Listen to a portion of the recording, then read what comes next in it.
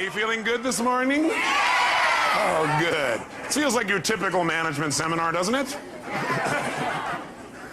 All right, so let's get to it this morning. First of all, if you don't have a notebook, raise your hand. If you don't have something to write on, great. Find a human nearby, because today what we're going to share with you is probably worth writing down. So you want to definitely capture it. Years ago, I met a very, very successful man. He taught me something I never forgot for the rest of my life. He said, Tony, whatever you do in your life, whenever you find you're going to go someplace where there's some great ideas and great resources, he said, always make sure you take a pen and paper. He said, because what you want to do is you want to be able to capture those ideas and cement them to paper so you can review them in the future. In fact, what he got me to do was to keep a journal. And I would highly encourage you, by the time you come to the next management session, or maybe even during a break today if you wanted to get yourself a hardbound journal. Hardbound journal meaning not a loose leaf. And you can get those in all kinds of stationery stores, some religious bookstores. And the bottom line is, if you keep a journal, you don't even write it every day, but when you get thoughts or ideas, you capture it there. You can't believe what'll happen. You'll start to accumulate a wealth of knowledge and ability and skills and resources that not only will help you, but you can help other people as well. I've been keeping journals myself now for about a dozen years. And I can go back and review my life, and it has two real values, I think. One is, it gives you a chance to really see how much you've grown. Because how many of you have kids? I'm curious. How many of you have somebody come up and say, boy, your kid's really growing? You go, really? Because you're so close to them, you don't notice it as much. How many found that to be true? Guess what? It's even worse with yourself. Sometimes we don't give ourselves credit for the amount that we're growing, but I'll tell you one thing, if you keep a journal, it won't be hard to see how much you're growing. Because you'll see the kind of goals you had back then, the kind of things you thought back in those days, and you'll begin to see the evolution of your growth. Also, I personally believe that if life's worth living, it's worth recording. And it's an incredible gift to give to your children, because someday they get to know exactly how you were at different times in your life, and they get to learn your lessons without having to go through it. So I highly encourage you to do that, but as a very minimum, let's make sure we take notes. You guys ready to crank? Yes. Thanks. Let's do it. So this whole weekend is about connecting and communication. Really, it's about communication and relationship, how to make everything more worthwhile. And the technology that we're going to share with you this weekend has a unique name. We call it reality bridging. Reality bridging. I'm going to make you go into a deep trance trying to figure out what that means, right? We're going to clarify it for you. But reality bridging, it's the technology of vital communication and true freedom. Because what you're going to find is, there's going to be a vitality in your communication when you start using the techniques we're going to teach you. And there's going to be a sense of absolute freedom where you can share with somebody what your real feelings are and never, ever offend them. They won't have to hear you and cry and feel bad, and you won't feel so bad either. We want to make sure that communication is vital, that you're always connecting, that you feel good when you're communicating, so does the person you're communicating with, and it produces results. That's our outcome. And to be able to do that without having to worry creates an unbelievable level of freedom for people. Because how many of you, be honest, have felt feelings at times and you were upset, but you didn't share it because you didn't know how, or you didn't share it because, well, you thought, well, maybe it's really about me, or you didn't share it because you didn't want to offend somebody even though you were mad or upset. How many have had that experience in the past? And when you don't share something, what happens when you just keep it inside and build it up? Yeah, it festers. Does it get better or worse? It gets a lot worse, and eventually what happens, then you blow up about something that could have been handled so much easier along the way. But then there's the other approach, which is you're looking for things on a regular basis to be able to give people feedback about. And some people develop that habit. Or you communicate in a way where basically you're communicating your feelings, like you're upset, but do you always have all the information? No. And so you're making a decision about how to feel based on false information. How many of you have ever gotten upset and later on felt a little dumb because you found out you were upset about something really shouldn't have been upset about? So one philosophy says, keep it inside. The other philosophy says, well, get it out. Well, what if you get it out and then you find out you were wrong? By the way, do we like being wrong? No. So then what would we probably do? Justify, defend? Well, yeah, I didn't know that, but if you've done that before. Right? And that does not make a relationship work. Plus, that person gets upset. It's kind of like, anybody ever come up to you and say, why are you upset? And you go, I'm not upset. You go, no, yeah, you are. You go, no, I'm not. Yes, you are. Well, I'm getting upset. Okay, that also happens unless we're really clear. So what we're really going to do is we're going to start our whole basis of studying of communication to remember one thing, and write this in your notes if you would, and that is the quality of your life is directly related to the quality of your communication. The quality of your life is the quality of your communication, period. The quality of your life is the quality of your communication. Now, pretty basic idea, nothing earth-shattering, But I'm here to tell you that's your entire life comes down to this. The quality of your entire life comes down to the quality of how you communicate. With whom? No. With whom first do you think it determines how you... That's right. The quality of your life starts with the quality of how you communicate to yourself. That's where it all starts. How you feel is not based on the environment. Is it based, like how you feel, is that determined based on like whether or not you have lots of money? Yes or no? I got a little mixed reaction on that one. They go, well, no, it's not. No, absolutely not, no. How's that for incongruent communication from a lot of you, right? Okay, some of you have little mixed feelings about this, don't you? But let me ask you a question. How many of you know somebody who has tons of money and is still not happy? Interesting. How many of you know somebody who doesn't have any money at all but seems to be very happy? So does money determine your happiness, yes or no? How many know if you had lots of money, though, you'd be happy, you're different? Okay. If I had your money, I'd be happy, no problem. Give me your money and we'll try, okay? People say money can't buy happiness, don't know where to shop. No, see, that's not going to do it, is it? It's not the money, it's how you communicate to yourself about money, your lack of it, or the abundance you think you have. By the way, can people have an abundance but communicate to themselves that they're still in scarcity, yes or no? Yes. Absolutely. So money doesn't do it. Is how you feel determined by whether or not the weather is good? Yes. Oh, really? Are there people in freezing weather who are very happy, yes or no? Yes. Are there people in hot weather that are very happy, yes or no? Are there people that are in either one of those weathers in the opposite degree that have opposite feelings? Has that transferred you out yet? Yes. See, the weather doesn't determine it. Is it, whether you're happy or not, determined by whether or not other people say they love you? You go, yes, but it shouldn't. So you sit there and should all over yourself, huh? Okay. Okay. You're right, it probably shouldn't, but a lot of us connect that real directly. But I got a question for you. Somebody comes up to you and they tell you, I love you. Or they come up and they hug you. Or they look at you that certain special way.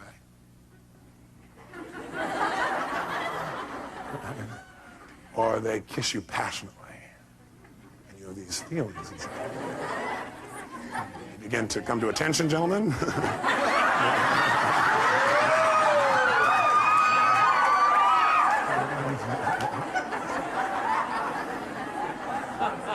Now, when all that stuff happens,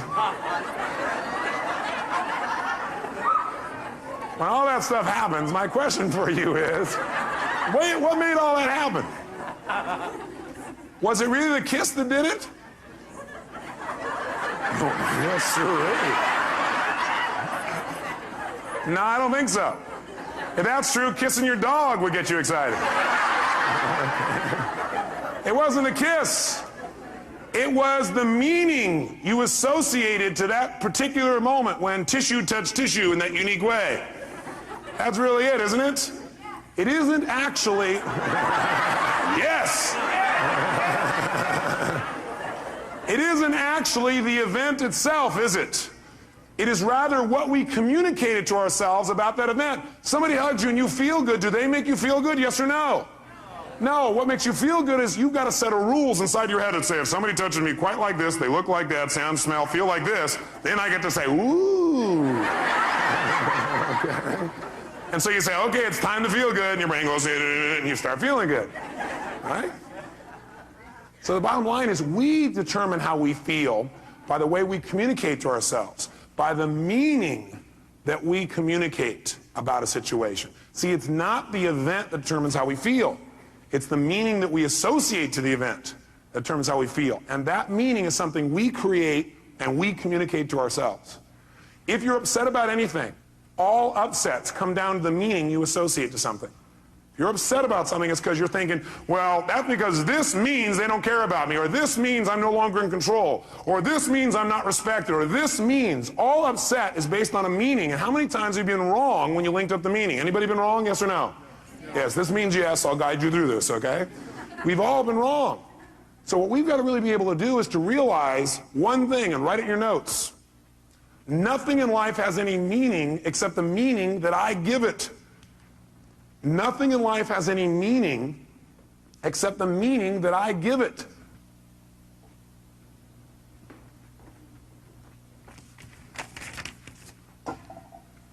Nothing in life has any meaning except the meaning that I give it.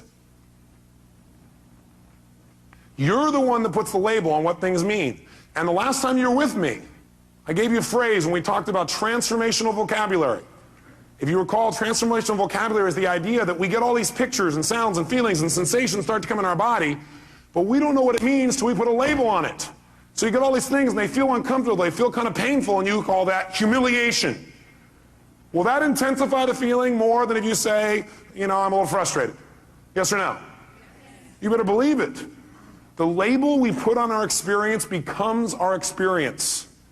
And we are the person doing the labeling. Now, granted, I'll agree that most of us are on automatic pilot. We're using a labeling and a communication process that we don't even think about consciously.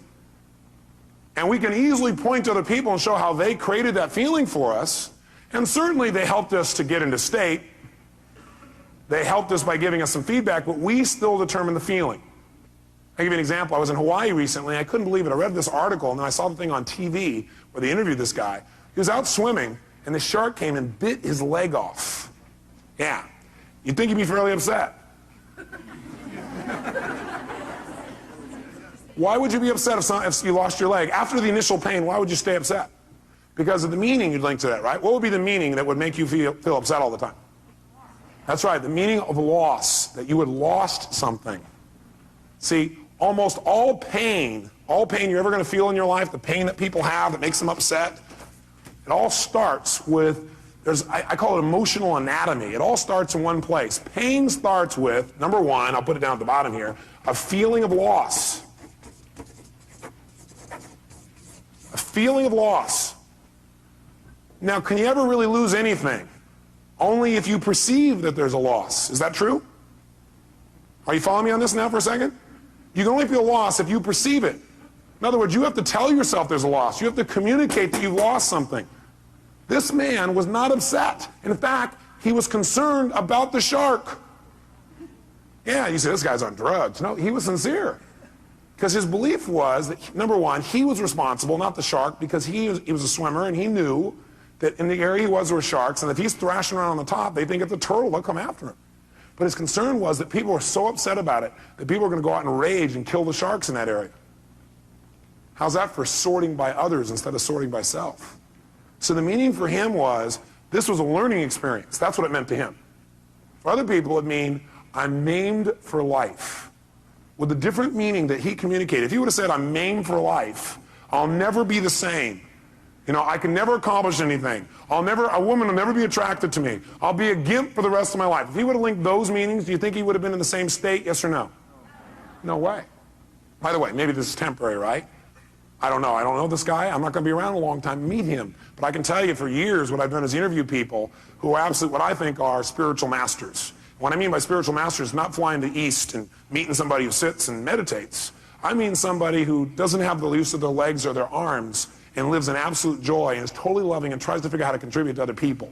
To me, that's a spiritual master. And I'll tell you what, there's tons of them. And they're my friends now because I go to learn from them. You know what I find out? They have developed belief systems that have helped them to interpret human behavior in a way that causes them not to be upset. Because no matter what happens, they finally figured out something. If you want to succeed in life, figure out how it works and then do it that way, not the way you think it should be. See, what most of us do is we run around in life with all these rules about how life should be, about how you should be, about he should be, how doctors should be, how staff should be, how patients should be. But you know how they're going to be? How they really are. Not how you want them to be. And then every time they don't meet your criteria, rah, you communicate to yourself, it's time to be annoyed. Or maybe a more intense word. Is that true? When you have an upset of any sort, you're feeling some negative emotion, it always comes down to really you have a feeling of what? Loss. But do you ever really lose? No, you don't ever lose anything. It just changes form. Hey, nothing in the entire universe ever disappears. Nothing. Not your physical body, not rocks, not stones, nothing. Everything in the universe transforms. from one form to another. You take water and you try and destroy it. Let's say you boil it. What does it become? Steam. Everything in the world transforms to a higher level. It's always transforming. You got to realize you can't lose anything. You can transform things, but you can't lose anything. Now you can try and pretend you've lost something. You can be upset with somebody and then go, oh my God, I've lost their love, or they've lost mine, or I've lost respect. How do you lose respect? You can't lose something that's already inside of you. See, the problem is people are, looking for love in all the wrong places.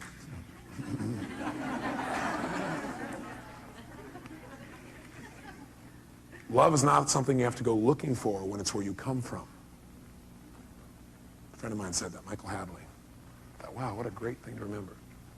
Love is not something you have to go looking for when it's where you come from. So you can't lose something. Everything you thought you'd lose is already inside of you. See, if you won't feel respect, it's because you aren't choosing to focus on being respected. You're not communicating to yourself you should be respected. What if I said something to you, and I said it in a way that made you feel disrespected? It made you feel disrespected, or you took what I said, managed to interpret it, represent to yourself, and communicate to yourself that my saying it in that tone of voice means I don't respect you, therefore you can't have these feelings. Does that make any sense? No. Do we do it all the time? Yes. Do we want to continue to do it? No. Okay? We want to change that. You can't ever lose anything. Now you can perceive you've lost something. And by the way, do some people who've not lost a limb, not lost their eyesight, not lost anything, feel like they've lost over little stupid things, yes or no? Some people feel lost about something they never even had in the first place. Like they had this goal and it didn't happen. And then they go, shh, I lost my goal. You never had it. Or they had this expectation. Most upsets are about expectations that aren't met. Isn't that true? You expect somebody to do something. You expected yourself to do something. You expected life to do something. You expected the weather to be a certain way and it didn't happen. You go, oh, I lost out. How could you lose out on something you never had? You must have been very confused. So you can't lose. But if you want to feel bad, what you have to do is have the illusion of loss. Create the illusion of loss. That's all you have to do to feel bad. So I'll guide you on how to feel bad. Step one, feel bad. Create the illusion of loss. I want you to make sure you take notes. The next time you want to feel bad, you know what to do. Okay? Now, after the illusion of loss, what that usually does is that creates a second major emotion in the anatomy of human emotion, and that is feeling of hurt. Feel hurt. And usually what happens is people don't notice the loss thing. They notice they feel hurt. If they're sensitive. Because this stuff happens pretty fast, doesn't it? Like we've forgotten it's loss. All we know is we feel hurt. Anytime somebody feels hurt, what it really is, they have a sense of loss about something.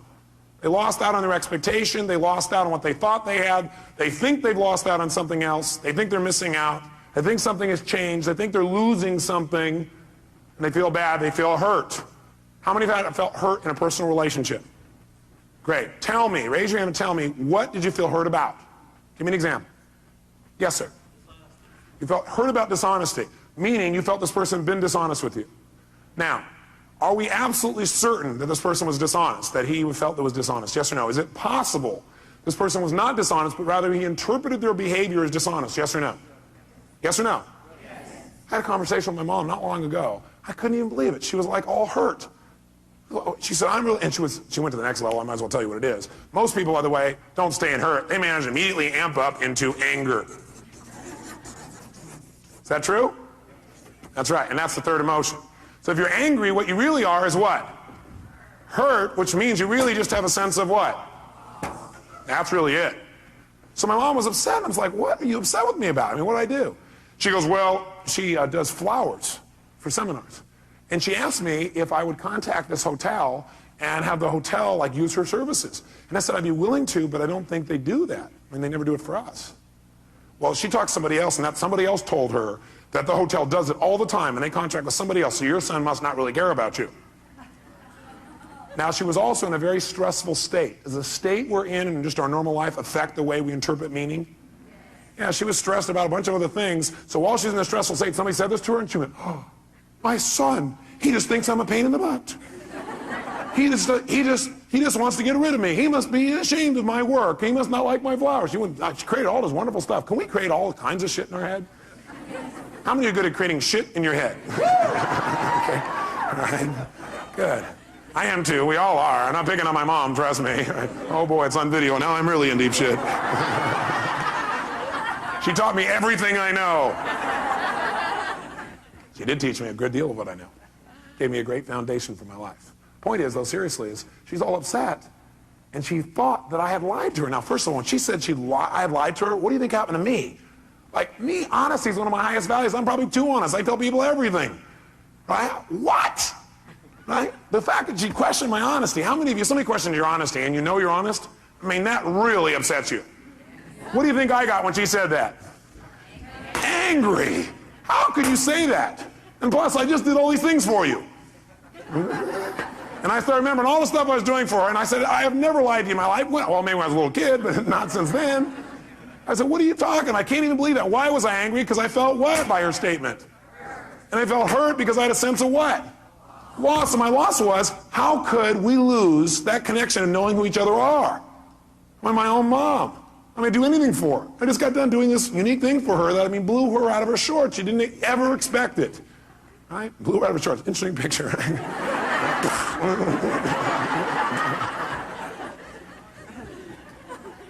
And so, you know, what happened, though, is I realized that if I responded to her in a state of anger, will that probably work? No, it didn't work. So I realized I needed to change my state. And I asked myself a question that helped me a lot. The question I ask is, what's probably going on with her that makes her treat me this way, or treat people this way, or respond this way? Instead of, how dare she? Why? How can she treat me this way after I've done so much for her? Which would do what? Make you more what? Upset. Different question I asked her, I wonder what's going on with her that's making her respond this way. I wonder what she's stressed about. And I asked her, and she told me, she apologized, and just dropped right away. I'm here to tell you a belief I want you to remember for the rest of your life, that if all you do is remember this out of the whole weekend and really remember it at the right times, it'll change the way you communicate with other human beings. And the belief is this: then in any communication with another human being where you get a response from someone, in any communication with another human being and you get a response from someone, that response is either a loving response or a cry for help. In any communication that you have with another human being, where they give you some kind of response, they respond to you in some way, and that communication is either a loving response or a cry for help. That's it. Those are the only two kinds of responses. So one more time. In any communication with another human being, and they respond to you, they communicate to you, they react to you, they respond to you, that reaction, that response, I don't care what it looks like on the outside or what it seems like, it's either a loving response or a cry for help. Which one do you think my mom was doing in this situation? Was that a loving response or a cry for help? It was a cry for help, and help is saying, I'm feeling what? Hurt because I have a sense of what? It may not be true, but that's what I feel. And that person's a cry for help. Now, how do most people respond to a cry for help? With another cry for help. Is that true? How did I first start to respond to my mom? She's angry with me. She doesn't have a right to be angry. How could she do this to me? What's going on? I get angry back. So I respond with a cry for help. How dare you? How can you say this to me? Don't pull this crap on me. Look what I do for you. What kind of crap is this? Interesting. So when two people are yelling at each other, crying for help back and forth, who gets helped? Nobody. So you know what happens? The anger doesn't stop. What happens is the anger goes one place. Either it starts going out to other people and becomes resentment, which builds. And that resentment may be expressed or not expressed. Usually resentment is expressed non-verbally to other people. And some people do it by taking their resentment and they express it by what they call confrontation. And they actually feel good about it. They say, I'm not one of those people who keeps it inside. I confront people, little bastards. That'll really build a quality communication, won't it? I confront, I don't keep it inside. I'll tell you what's wrong. Yesterday when you did this and this and this, made me feel this way. I request in the future you change. Everybody try this. You know what? That doesn't work. It can work. Anything can work. The tone of voice you use is going to play a bigger role than what you say. How many would agree? Your facial expression is going to play a bigger role than what you say. How many agree? And somebody else can sit there and listen to you and say, yes, I'll abide by your request, but inside they're going, oh. Okay, that's not communication. That's not quality communication. We want to change and enhance our format. The other thing we can do is when we feel anger, instead of resenting and confronting, we can just keep it inside. If we keep it inside, usually what it becomes is depression. People are depressed, they don't even know why. The reason people are depressed, they feel like they're not in control. Like things are happening they're not in control of. They're not able to communicate and get control of their life. And a lot of times depression is directly related to the fact they've kept this anger inside and these upsets, and they haven't expressed them, they become depressed. How many can relate to this? Not you, but other people you've seen in real life. I thought so. So the bottom line is, what we've got to do when somebody responds to us with a cry for help is give them what kind of a response? Which of the two responses should we give somebody when they give us a cry for help? A loving response. Is that always easy to do? No. What it requires is you to remember that no matter what it looks like, they're just really crying for help. Somebody's angry. How dare you do this to me? You go, how dare you do this to me? You guys are crying at each other. How dare you do this to me? You should go, you should picture that. How dare you do this to me? You son of a... Why do you always... And you come back and go, I hear you. I appreciate you. I love you. That's not my intent. How can we make this work? I'm willing to make it work. Thanks for sharing your real feelings with me. Let's do it. What do we need to do to make it work? How can we make you feel better? Because I'm committed to that. Well, you're there. I know. How can I make you feel better? How can I make you feel better?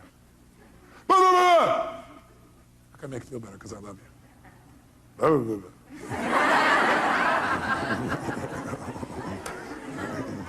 How can I make you feel better? I'm willing to do it. What is it going to take? How can I feel it? What will it take? Let's do it right now. You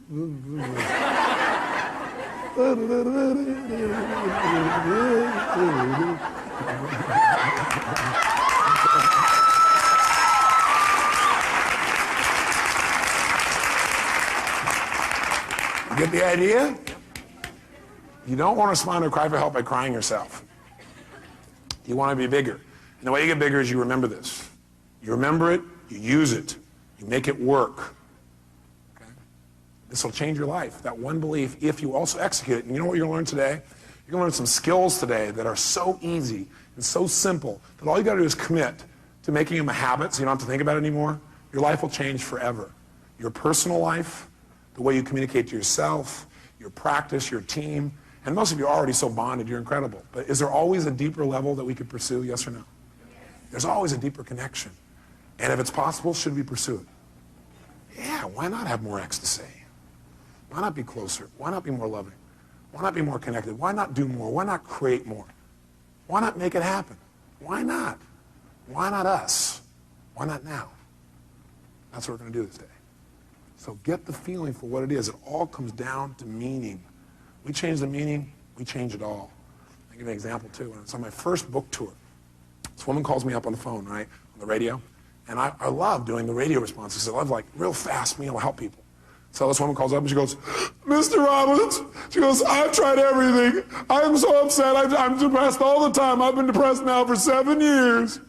I said, gosh, how have you accomplished that? She goes, what? I said, how have you accomplished that? I mean, that's pretty amazing. I said, are you depressed even when you sleep? She goes, when I sleep? What I'm doing is breaking her what? You remember? Pattern, interrupting her pattern. That's all you got to do. If you respond to people and go, oh man, I'm sorry you feel that way, and that's not enough. Sometimes you got to interrupt the pattern, tease them, and be loving, but tease them. Because if you just go, oh, it's okay, they're getting a lot of feedback. They're being rewarded for feeling bad. Is that true? So you got to be careful. You got to be loving, but you got to be fun and loving. So that would be my response. A loving, fun-loving response.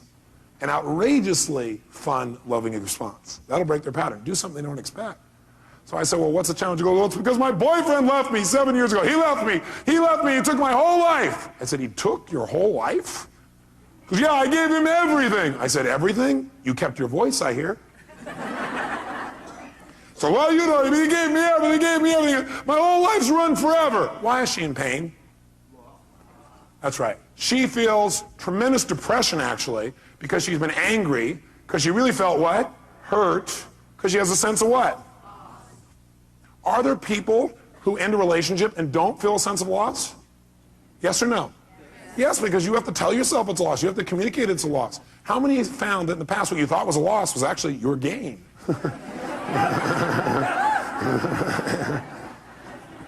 But when you thought it was a loss, how did you feel? Hurt. And it may not have been a loss of them, it was a loss of your own self-esteem. Well, they left me. They must not have loved me. I wasn't good enough. You know, I'm not good enough. The loss of your own self-esteem, but you do that to yourself too. It's just not truth. The meaning you made up in your head. We're making all this crap up in our head, and it's not true. You got to be careful about the meaning you label things. You got to take control of that process. So someone's going, well, he left me. That's why my whole life is over. The reason she's upset, the reason she's this angry, is not that she feels a loss, but she's labeled that loss. Because of that, my whole life is over. How would you feel if your whole life was over? A bit depressed? You better believe it. So I said, look. I said, bottom line is, I said, man, you got to change your state. The state you're in right now, you're going to keep thinking your life's over. You got to change your state. He goes, yeah, well, I've tried. I said, what have you done? She goes, well, I've taken drugs. I said, well, you know, what else have you done? I've seen my therapist for years now. I've done this. I said, you know, stop. I started yelling on the phone on the radio, right? I can imagine her face going, what, is he crazy? What's going on? I said, you listen to me right now. You want to change this? You do exactly what I say. When I say now, you put the phone down and you run outside and you just yell 2 words at the top of your lungs over and over again. Next, next, next. As you think about your old boyfriend. At first she was like in a deep trance with no reaction, right? And all of a sudden I heard this chuckling. She's laughing hysterically. Right? She starts to laugh. I said, just yell next. Go out there and look around, see men, and go next. As soon as she started laughing, I said, think about your old boyfriend. She starts laughing. Think of your old boyfriend. She's laughing. Think of your old boyfriend. Laughing. Think about your old boyfriend. Pretty soon when she thought of her old boyfriend, guess what she began to do? Laugh. Right? Now, am I belittling the relationship? No. But do you think if she laughs when she thinks about it, she'll be able to deal with it better than if she cries? You better believe it. See, our state affects a lot of the meaning we link to things. When we're stressed, well, we can make out the worst situation out of virtually anything, can't we? See, you got to remember, you're the producer of this play. You're the one writing the script of this movie. Now, some of you, though, have like one style of writing called drama. Maybe you ought to try writing a comedy instead. It might be more enjoyable. Some of you have written a love story. My congratulations to you. Some of you have written an adventure story. Some of you have got one garbled story that doesn't seem to make any sense. Maybe it's time you cleaned up the script, which doesn't mean go back and rewrite it all. It means tear up the old one. Do you have to like go back and rewrite the whole script in order to make it work? Yes or no? Now what you can do is set it aside and move on from here. What a concept. Decide, what do I want now? What happened in my past doesn't mean diddly. What matters is where I'm going. If you're trying to drive in the future using the rear view mirror as your guidance tool, you're going to crash. Plus, you know what? Your future is going to look like your past. Pretty scary. Maybe I just let go of the past, tear up that script. You don't have to keep playing that same play. Write a new one now. Don't tell me, yeah, but look at the script I've been using all my life. Who gives a shit?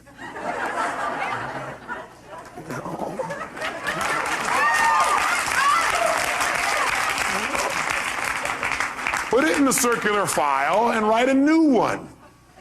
You know, be spontaneous. Maybe you want to write some of it along the way. Maybe you don't have to have the whole thing planned out, every detail, know exactly what's going to happen, when it's going to happen. And then you won't be so upset when it doesn't go the way you wrote the first version of the script. Called your expectations in your head.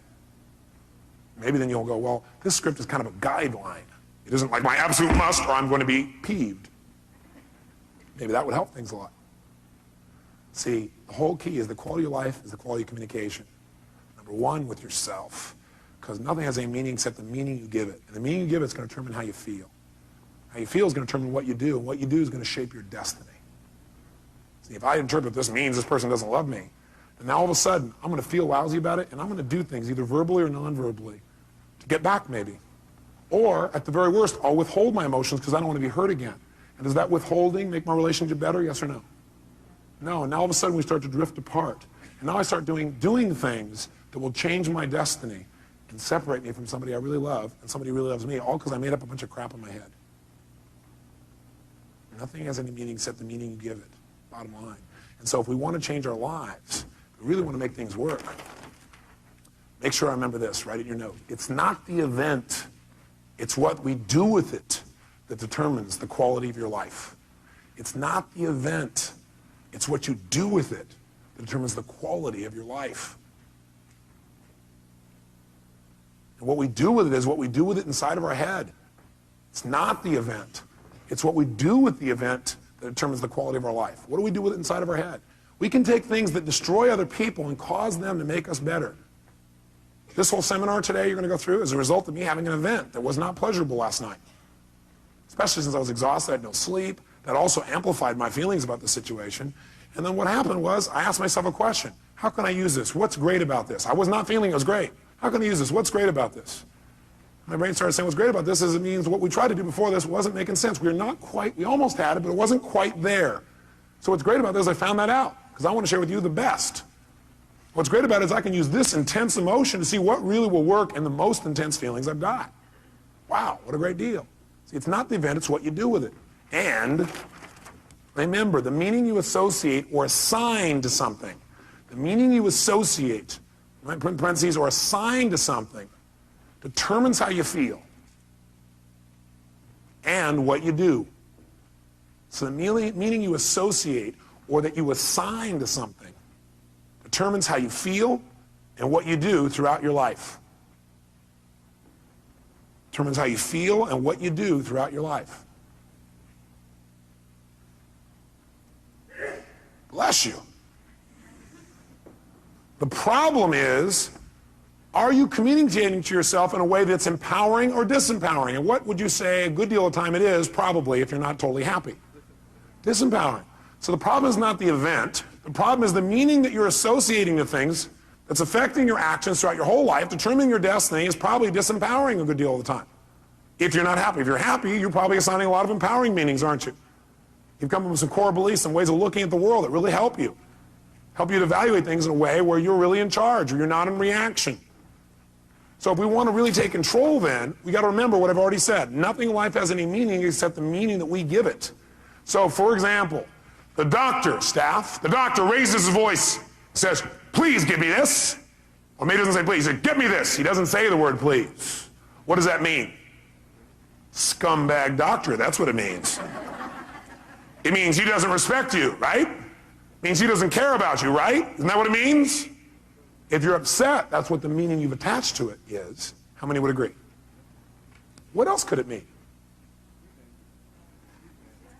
He's angry. If he's angry, or he's stressed, or he's frustrated, does that give him a right to snap at you, yes or no? No way. We're not making him right. We just want to know what it really means first. Does that make sense? How many of you have ever screwed up? Can I see a show of hands? How many of you have ever snapped at somebody and had nothing to do with them? It was just your state. You were so stressed about something else. How many have done this even with people you totally love, like your children? Everybody together, ready? I'll try it again. Very nice. Just think about that. Now, when the doctor does that, instead of going, he has no right to do that, you're right, he has no right to do it. You're absolutely right. And you need to help him so he doesn't do that anymore. You need to help him, not make him wrong. If you make him wrong, is that going to enroll him in not doing this again, yes or no? Doctor, when all of a sudden you keep asking your staff and they don't deliver something you need, does that mean they're incompetent? Mean they don't care? Mean they're not as committed as you? You're working to the bone, you don't have any time? You're not even getting paid, they're getting paid, they must not care about you. Is that what it means? No. What might it mean? They're overloaded, they're overworked. You beat them to a pulp. They don't want to talk to you because you've been real mean and hard to be around. They're trying to avoid you and stay out of your way because they're afraid they're going to set you off. Oh. I noticed that was a doctor that was laughing. Huh, ma'am? Is that possible? But see, which meaning you assign will determine how you feel and how you treat people. Isn't that true? And it doesn't just stop there. It continues. Because the truth is, most of you don't communicate all that you feel, and it's a good thing. Because words spoken in a moment of anger, some words like that are never forgotten. Now, that's not true. You can forget them, but people think, I'll never forget that. They keep telling them, I'll never forget that. I'll never forget that. I'll never, never. I will not forget that. And they work real hard to remember it. But how many of you have forgotten your own home telephone number, address, or how to spell the word the? So you can forget, can't you? Yes. Actually, forgetting is a very useful tool. I may want to teach you before the weekend's up the power of forgetting. Not forgiving, forgetting. Ready?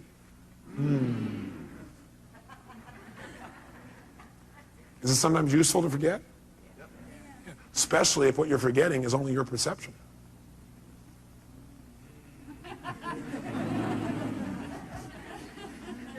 Especially since your memories are nothing but myths anyway. Because if you ask my mother, I bet she'd have a different story. True? That's right. See, the bottom line in life then is we've got to make sure that we assign a meaning that empowers and doesn't disempower. By the way, we don't really know for sure what the meaning is unless we ask. By the way, do we always have to ask? No. Sometimes we can hallucinate that people are coming from the best place. How often would it be useful to hallucinate that people are really coming from positive intention? Always. Yes. See, if you question my behavior, I can probably deal with that. But if you question my intention, that is going to really hurt me. Because I'm going to go, don't we have a relationship? Don't you know who I am? But that's probably not how I'm going to respond. I'll probably respond with a cry for help by being pissed off that you could ever question my integrity or my intent or whether I care about you. I mean, how can you do that after all I've done for you? And then people start justifying and noticing all the things they've done for you. Then they get really even more mad, amped out. Is that true? Okay. So what we've got to really do is we've got to say, okay, I don't know what the meaning is. I'm not sure what the meaning is. But I'm sure that the intent is positive. The person's either stressed or something else, but I know who they are. I remember who this person really is. The moment doesn't matter. This too shall pass. Is that true? Unless I decide to try and hang on to it, not let it pass. Have you ever tried not to let something pass? It gets to be painful after a few days.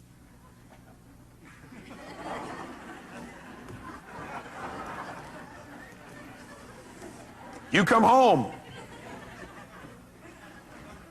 You caught that one, huh? That's good. That's right. You come home and your spouse is watching TV again. They're reading the newspaper again. They didn't say they loved you again. What does that mean? Scumbag, that's what it means.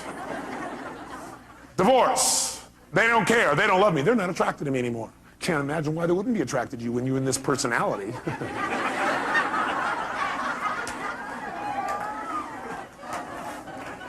Probably looks at other men, looks at other women.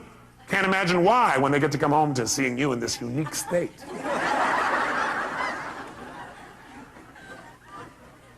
Because they don't have very good taste, that's why. They don't know what they've got. Maybe they know what they've got. Maybe that's why they're looking. The meaning we link to things determines our actions, therefore our destiny. I've already shared that with you. The key then is to choose empowering versus disempowering meanings. The key for us from now on is when something happens, we're going to probably have a reaction. And after we're done with our little reaction, we should sit back and say, what's a more empowering way of looking at this? What might be a more empowering way of looking at this? What else could this mean? Because I choose the empowering one. I may be wrong. Is it possible the person really is a scumbag? I guess anything's possible. But it probably won't empower you to look at them that way. Because people tend to be whatever you make them. You might want to write that down. People tend to be whatever you make them. Pretty important frame. And I want you to remember this. Write this in your notes. Whatever you look for, you will find. Whatever you look for, you will find. Whatever you look for, you're going to get. And by the way we look for things is we ask questions about people, about our life, about ourselves. That's how you look for things. The way you direct what you focus on is ask a question. Very quickly, look around this room as fast as you can. I want you to notice everything in this room that's brown. Quick, everything that's brown, brown. Clothing, people's hair, floors, anything brown, brown, brown. Only brown, brown, brown, brown, brown, brown, brown. Close your eyes. With your eyes closed now, tell me everything in this room that's red. Raise your hand if you see a lot more brown in your head than you see red. Raise your hand. Open your eyes. Look for red now. See everything you see in this room that's red. Red, red, red. Anywhere you can see it. Clothing, people. Anywhere you see red, red, red, red, red. Look around. Red, red, red. How many see a lot more red now? Raise your hand. Guess what? You get what you look for. And I got you to look for it by asking a question. That's also how you get yourself to look for things, by asking a question. Like, what's wrong with this person? And you know what? If you look, you'll find what's wrong. What's wrong? Look, there's what's wrong with them. Why are they such a scumbag? You say, okay, why? All right, here's one reason, here's another, here's another. How come I can never succeed? Well, let's see here. You look inside, you say, oh, yeah, these suspenders aren't the right level. Yeah, this here. Yeah, my childhood. I got all the reasons. We get what we look for. Can you find somebody who's horrible, and could you find something good in them if you look for it? Yes or no? Yeah, because you're the one that determines whether it's good or not anyway. Isn't that true? Could you find something good in Saddam Hussein if you wanted to? I'm not saying we should. Right? But if you wanted to, could you? Do certain people think he's good? Yeah. People say, hey, he's gotten back our land. I don't necessarily agree. But you don't have to agree to be able to appreciate. Is there a difference? Yeah. You can appreciate somebody's view even if you don't agree with it. You can appreciate that for them that's true. You can appreciate that they have a different reality than you have about something. Most of us think we all have to share the same perceived reality. Now, sure, we share the same physical reality, but physical reality is not what most of us experience. We experience a perceived reality we've made up in our head. Isn't that true? And so do you remember what the title of this technology is? Bridging realities. What we're going to want to do is build a bridge between our reality and somebody else's so that we can connect and have a relationship. We don't have to make them live in our reality. We don't have to hold our reality as the absolute. We can create a bridge. And by having that bridge, we can exchange information between our two cities, our two communities of emotion, our two communities of understanding. We can create a connection. We're no longer separate. We're connected. And we can share. We can have our own identity and feeling. We can also connect and share. There's no limit. We can do it at any moment. All we have to do is choose to cross the bridge. That's all we got to do. Bridge the reality. And we're going to show you how to do that with people for the rest of your life. It'll change your life like few things you've ever learned in your life. It'll be so simple, it'll be a joke. But it starts with this basic philosophical understanding that the way you feel is based on the meaning you give things. You are the one giving the meaning no matter what, even though it feels like somebody else. And the question is, are you doing an empowering meaning or a disempowering meaning? And if you say, yeah, but look, I got proof that what I'm saying is true. Do you want to be in right, or do you want to be in a relationship? Do you want to be right, or do you want to be in love? You ought to write that down. Ask yourself this is a question in the future. Next time you're in an argument, you want to ask yourself, do I want to be right or do I want to be in love? Because that's really your choice. That's really it. See, I think I told you last time I was here, I had a time a few years back where I had a unique partner who I really cared a lot about. He embezzled $250,000 and had me $758,000 in debt. I got a bit peeved by this. I got angrier than I ever remember because I felt so massively what? Hurt. And it's because I had a feeling of what? Loss. The money was part of it. The ability to not have to think about money was another part of it. An equally big part of it was I cared about this person. And they took advantage of me. I felt the loss of trust, the loss of love, the loss of connection. All that got stacked into this anger. How many would hear that? Okay? But see, the truth of the matter is, do I have every right to be able to point and show that this guy is wrong? Sure. Will that make my life better? No. What I got to do is say, how can I use this and move on? Not make him right, not make him wrong, just go, okay. God, I wonder what would make a person do that. You know, when I finally started asking what would make a person do that, I created my entire Destiny Technologies. It probably is the most powerful set of distinctions I've made in my lifetime. Because I figured out how I could use it and what I could learn from it, instead of how come this happened to me. And I turned my finances around like 100-fold. From my little company doing $4 million a year to $50 million a year. It's a fairly large jump. All because I chose to create a different meaning. The meaning is this is a chance for me to go to the next level. The meaning is this is a chance for me to learn and make something better than it's ever been before. Once you link that meaning, the world changes. Just remember, if you don't like the way you feel, change what things mean. Change your perception of what something means or change your actions. That's what it takes, and you'll change the way you feel in a heartbeat. I put a little metaphor here, a couple of them for you. I just want to remind you that when you decide you can't find something also, remember I said what you look for, you'll find? When you decide you can't find something, you'll also discover you won't find it. Because whether you believe something's true or whether you believe it's not, you're right. How many have had the experience of having somebody say to you something like, can you find me the salt? And you think to yourself, hey, would you go in the cabins and get me the salt? And as you're walking there, you're thinking, I don't know what the salt is. And you walk up there, you open up, I don't know what it is. And you really do look, don't you? You really look. But you already have this belief that says, I can't find the salt. So what happens? A few minutes later, you go, it's not in here. They go, what are you talking about? It's right there on the shelf. You go, no, it's not. They walk in, they walk right beside you, reach right in front of your face and go, what is this? And what is it? How many have had this happen to you? Now, the salt wall's already there. You said, Tony, what I look for, I'll find. Yes, what you look for in earnest, you'll find. See, what you really want the answer to, you'll get. But you go, why am I so happy? but you really don't want to know the answer, you're not going to get the answer. Or what's really great about this person? You won't get an answer. It's only what you seek for in earnest.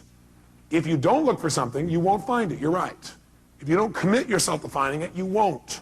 Good thing for you to remember. What do you do when an upset happens? Well, let me give you an example of what I learned from racing school. It changed my whole life. I race cars, formula cars. And so I went to several different schools, by the way, to do this. And I'll never forget, in my first school, the first thing they really taught us at this one school for racing is they said, the first thing you got to do is you got to know how to recover. You know how to recover before anything else. How to drive a car, you guys know how to do. How to go forward, you know how to do that. What you got to do is learn how to recover when you hit the skids in the road. Because if you don't know how to do that, your racing career is going to be rather short or rather painful. And most of you are trying to race through life. And a lot of you are having a rather painful time because you don't recover very well. Or you recover, but in the process of recovering, you smash into everybody else's car along the way. And that makes the next trip around a little resentful for the people. They see you coming by, they kind of avoid you a little bit, going, I'm not getting too close to this doctor, this staff member, this person, this accountant, this secretary, this telephone person, the person around the calendar. I'm not doing that. Because if I do, they're going to smash me up too in the process of them trying to recover. So what they do is they put you in a skid car where they make you go through the process of about to crash, where they knock you off track. And what it is the skid car, they've got a little computer. They fire off this computer, and what it does, it has a little lift, and it lifts one of your wheels, and you never know which direction or when. So you're screaming around the track, screaming, and you're not doing full speed, like 140 miles an hour. They start you a little slower, like we're doing this morning. And you go about 60, 70 miles an hour. But 60, 70 miles an hour on a track is pretty intense, and you're going right for a wall, and all of a sudden, you start to skid out of control. And what they tell you in advance is that what you got to do is when you start to skid out of control, there's only one key. Look where you want to go. Focus on where you want to go. Do not focus on what you're afraid of. Now, what do people do in life? We focus on what we fear, and we get more of whatever we focus on. That's what they tell you there. They say, look, whatever you focus on, that's where you're going to go. Whatever you focus on, you're going to get more of. If you focus on the wall, you're going to get a lot of wall. Real fast, you're going to crash. What you immediately got to do is focus on what you want, not where you think you're going, not where you think you are. If you're not where you want to be, if you're not where you're wanting to go, focus on where you want to go. Immediately, don't hesitate. They said, now what you're going to have to do is when you do this, it won't feel like it's working at first because you'll still feel like you're going into the wall. Because what happens, you have so much momentum in that direction that even when you focus on where you want to go, there'll still be a little bit of momentum in that direction, and there'll be a little bit of a lag time before the car turns. So don't, because you don't seem to be turning, turn back and look. Because you do, you're going to go right there and crash. Keep there. You have to use that F word. What is it? Faith. So what happens is you turn, you're going in, and what does most people do? First of all, most people don't even turn. What did I do the first time? I'm screaming along, all of a sudden I start going to control, I go, ah! I'm looking right at the wall. My instructor, the last minute, saves my life by grabbing my head and going, and pulling my head physically in the direction I should be looking, which is directly 90 degrees opposite of where I was going, right? I'm heading for the wall. That's where I need to look. So we're all about to crash, and he goes like this, and he's pulling my head over here, and all of a sudden I'm going, oh, and I want to look back, oh, when are we going to, oh? And the last second, it turned away. And I went, oh my God, my heart's beating out of me. I said, maybe I should try a different sport. I thought, now this is a good metaphor for life, so let me do it again. So I go out there, and you never know when they're going to do it. You're going. And all of a sudden, I'm starting to love racing again, racing. All of a sudden, I started to go, and you know what I did? I pulled my head. I'm like pulling my head in this direction because I keep wanting to go this way and look at what it is, pulling. And I'm waiting, and sure enough, the car turns just in time. And after a while, you know what you do? Something happens, you notice what it is. You don't stare at what it is. You don't figure out what it is. You don't go, that's a wall. Smacking that. What will it be like to smack that? Ooh, if I smack that, my body will go here, my head will go there. No, what happens is, you see the wall, you know what it is. You only acknowledge the problem long enough to know what it is, and then move on. Know what it is, focus on where I want to go. The minute I can identify what it is, and that's not where I want to go, so I'm heading for it, in the car, and it's like, now you just, you get off it so fast. Focus on what you want, and you'll get more of it. Focus on what you fear, and you'll get more of that. Focus on what you want, and you'll get more of it. Focus on what you fear, and you'll get more of that. Bottom line is, almost everybody in life focuses on what they fear, and that's why they get more of what they don't want. Right? Well, yeah, but what if this happens? What if that happens? If you keep asking, what if this happens, what if that happens, I guarantee you're going to crash. It's only a matter of time. Instead, you got to say, well, what if this happens? What I want. What will happen when I make this happen? What I want. And the more you focus on that, the more of an experience you'll have of what it is that you want in your life, and you'll get it right away. Now, here's the problem. You got to still hang on to your F. What is it? Faith. You know what faith is? Faith is understanding the seasons of life. Life comes in seasons, doesn't it? It's not always the same, but it's still predictable as a whole. How many of you are surprised when winter comes? Can I see a show of hands? No, you wouldn't be surprised. You don't be surprised when winter comes. And are there emotional winters, yes or no? You better believe there are. Are there times when you try to communicate well, it doesn't work? Are there times in the office where it feels a little frigid, a little cold? And that's not just the air conditioning. What happens during a winter? You break out a fire and warm each other up. See, some people freeze to death in the winter. Other people ski. The meaning of winter is whatever you do with it. Isn't that true? There's nothing wrong with winter. What if it was always summer? You go, oh, that'd be great. Oh, yeah? I think you get bored with summer. Plus, you probably get burned. Now, some people get burned in the summer. Some people get tan. Some people swim. Some people go on vacation. Springtime's a great time, too. You get to plant. Fall, you get to reap. You know what happens to some people in life? What some people do is they say, okay, I'm doing what you said, Robbins. I turn, I focus, but it's not working. You're still in lag time. God's delays are not God's denials. God's delays are not God's denials. You're in lag time. It'll catch up. Hey, look, you think it's fall, we're still in winter. Or you think it's fall and you're in spring, or you've made it to summer, but we're not to fall yet. Don't be so darn impatient. Take on a new prayer. Lord, give me patience and give it to me right now. Be equally intelligent. It's like some people think, okay, I know what I want. I want this seed to be a plant. They stick it in the soil. Then they come back the next day and they go, where's my plant? And the soil goes, are you new? That's not how it works. You plant it here, okay? You come back every day and take care of it, right? You make it through the whole spring. Then during summer when it's hot, you got to really, really take care of it because it gets even worse during that time.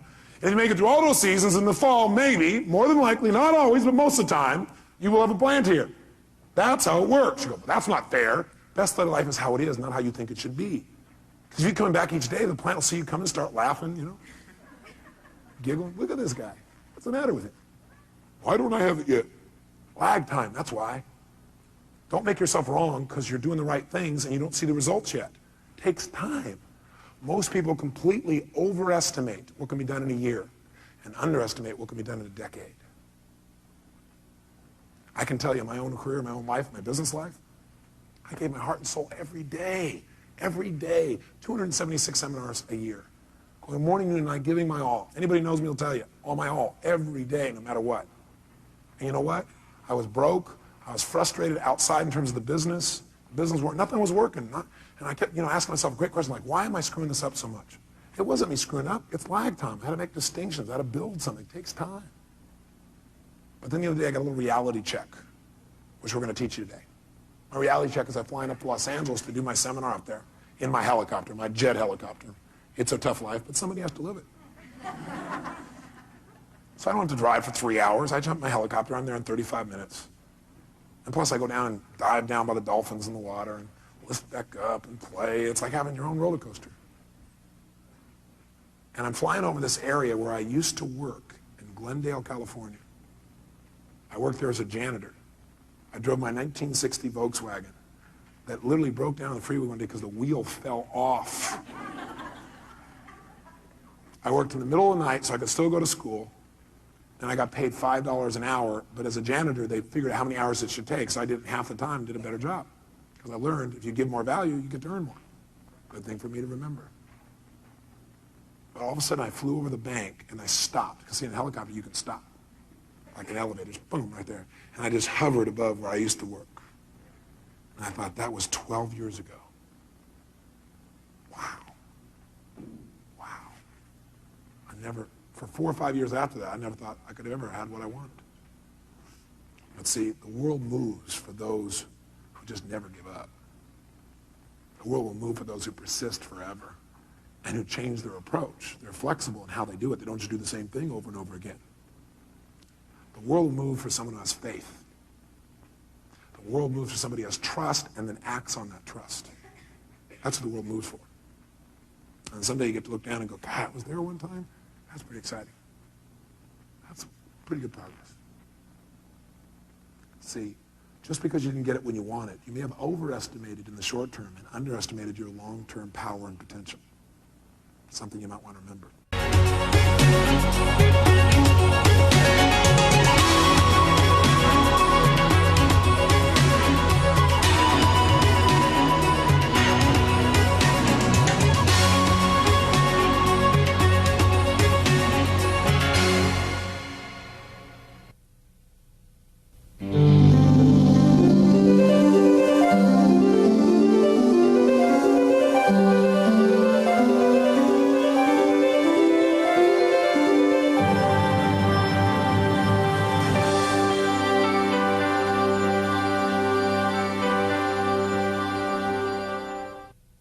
We mentioned something earlier, but I want to make sure you put it in your notes.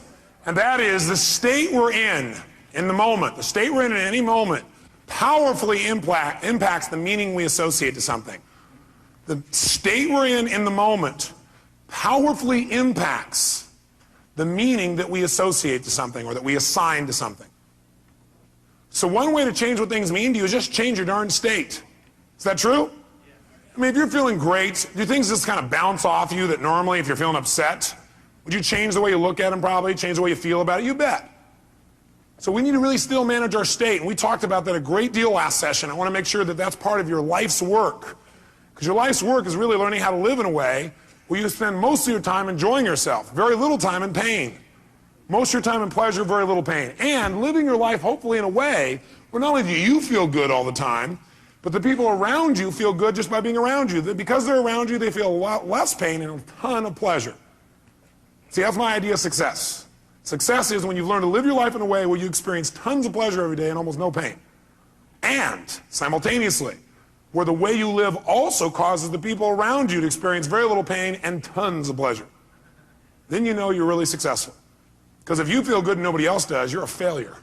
Now, that doesn't mean you go around and try and make everybody feel good. Some people have an investment in feeling bad because they think feeling bad equals feeling good. Are there people that believe that, yes or no? Yeah, because they think if I feel bad, then people will notice me, or they'll love me more, or they'll help me more, or I'll get more attention, which means feeling good. People have weird crap they work inside their head about how to get to feeling good. Some people think I'm going to feel good when I make $1 billion. Some people are like, when I have this, this, and this, when I get married, have these many children, this and this, then I'll feel good. Some people have, well, I'll feel good if I feel bad, because then people notice me and make me feel good. Or you could just like choose to feel good. Which one do you think might be a more intelligent approach? Because who's in control there? You are. You don't have to worry about the environment. By the way, when you're feeling good, it tends to make you want to feel even better. It makes you share good feelings with other people, which makes them feel good, which makes them reciprocate usually. Not always, but usually. Kind of nice. So the bottom line is we got to manage our state still. And as a reminder, as far as that's concerned, changing state means change the meaning. And the way you can do it is either by changing your what? Anybody remember from last session? Change your what? Change your what? Change your physiology. Physiology, again, means the way you move, the way you breathe, your facial expressions, your gestures. The way you use your body determines the way you feel. You got to remember that for the rest of your life. If you're not feeling the way you want to feel, the first thing you do is just change the way you're moving. Emotion is created by what? Motion. Emotion is created by motion. You have 50 muscles in your face. A slight change in any of these muscles will radically change the way you feel. Remember we did this last time, I think. What I'd like you to do right now, real quick, is create some tension in your body, some tension, then put a big, huge smile on your face while you're doing it and notice how it feels. How many feel somewhat excited when you feel this? Let me see your show of hands. You know why? Excitement has tension in it. The only difference is you send a different biochemistry into your body. You fire off different biochemicals when you make a smile. Physically, it changes. You want to get depressed? What do? Drop your shoulders, look down, breathe shallow, drool. Right? Change the way you move. Some people have limited emotions because they have limited motion. They're trying to express their feelings and they go, I have something important I want to share with you. Hear me. Feel me. I am man. Feel this? Versus, listen to me. Come on, let's make this happen. Let's do this. Do you understand what I'm talking about here? The more emotion you have, the more emotion you have. And there's certain emotions you're not feeling because you're not making certain movements happen in your face. You want to change that. You want to go for more. See, did I mention to you last time, did we talk about how certain people who live together for a long time begin to look like each other? Did I mention it? Do you remember why? Because in order to be in rapport, we like people who are like us. So we mirror back similar facial expressions. We do it enough, we literally mold our muscles to be in that way. And we use those kinds of emotions on an ongoing basis. A lot of people look like their dog. I don't have the explanation for that one. I don't know if they're mirroring in that case, right? Maybe they're trying to pick somebody like it, right? But see, the thing we got to realize is we got to control our physiology. So throughout this day, as last time, I want you to remember to live at level 10. You remember what that means? Living at level 10 means what you got to do is ask yourself on a scale from 0 to 10, where's my level of energy? 0 is dead, 10 is unstoppable. Which level is going to allow you to get more out of this weekend? Which one? 10, without a doubt. If nothing else happens from you coming to these fortune programs, but every time you get here, you demand from yourself for 4 days to live at level 10. Do you think you might develop a little stronger emotional muscle, yes or no? And pretty soon what used to be hard to do, like demanding 10, is the way you live. It's easy. It's like you can live that way easy, no problem. And now you go home and you live at that level. Does that impact your patients, yes or no? Does that impact each other in the office, yes or no? Does it impact your home life? Does that impact those ecstasy ideas we had about the relationship at home? Yes. See, if you're level 10 every time with your personal relationship, would that enhance it, yes or no? So how do you determine whether you're at 10 or not? You decide to go there, and the way you decide to go there is you got to ask yourself on a regular basis, where am I? See, I found the more you measure something, the better it gets. But if you don't measure it, you're not going to do well. If you set a goal on New Year's Eve, and then you check next New Year's, you're in trouble. Because you had one correction. It was at the end of the year, and it was too late. Once a month, you got a better chance. Once a week, you can really have it. Once a day, you won't have a bad year, you won't have a bad month. The worst you have is a bad day. The more we measure, the better we get. So what we've got to do is ask ourselves, where are we on a scale from 0 to 10? Where are you right now on a scale from 0 to 10? Sit right now like you would if you're at level 10. Okay, that's clear. You weren't at 10 then, isn't it? Come on, sit the way you'd be at level 10. I mean, absolutely, totally energized, excited, having fun, being outrageous and playful. Sit the way you'd be sitting right now if you're at level 10. Come on. And oh, you're not at 10. Come on.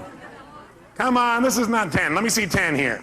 Come on, even more energy, come on. Most of you would probably have to make some noise or do something with your body to get to level 10. Come on, wake your body up. Come on, come on, come on, come on, come on. Come on, wake your body up. Come on.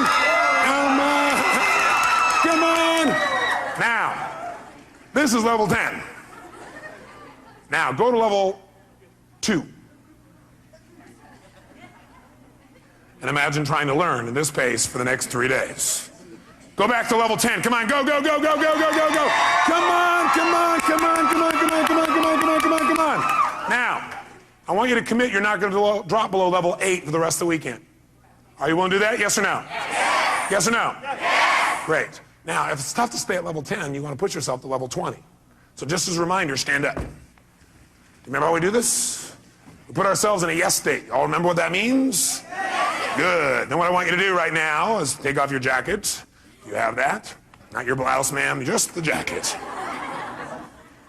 And we're going to put ourselves in that yes state. We're going to put ourselves in that state I talked about last time. Remember I gave you a metaphor the last time we were together, a reminder.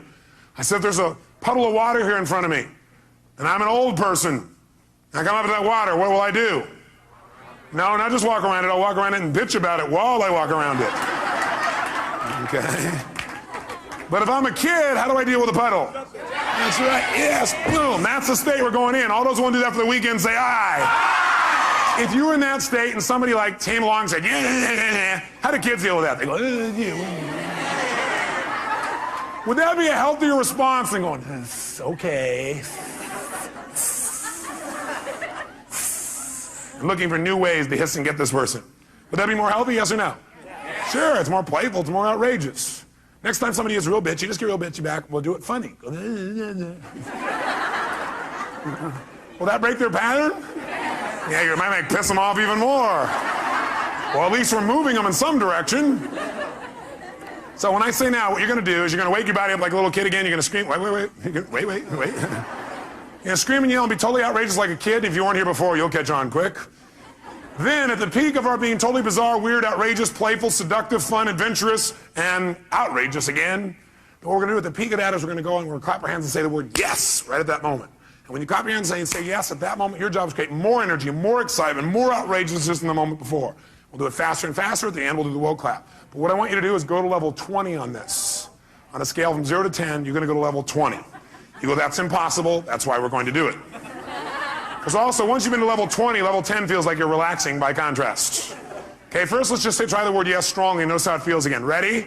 Yes! Say it again stronger. Yes! Oh, even stronger. Yes! One more time. Yes! Yes! That feel pretty good? Yes! Okay, good. Now, let's put it all together. Be a little kid again, be outrageous, create some energy, come on.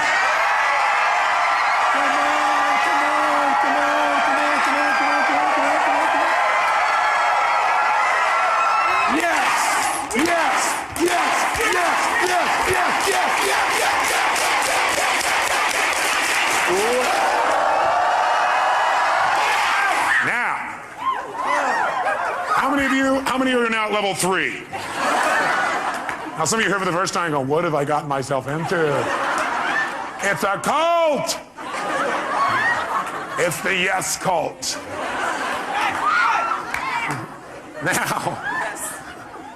Now, how do you get a muscle? You push yourself beyond what's comfortable and you do it consistently. And that creates growth. So we're going to do it again. You go, I barely survived the first one. Let's try it again. Ready? Wake your body up. Be outrageous. Come on.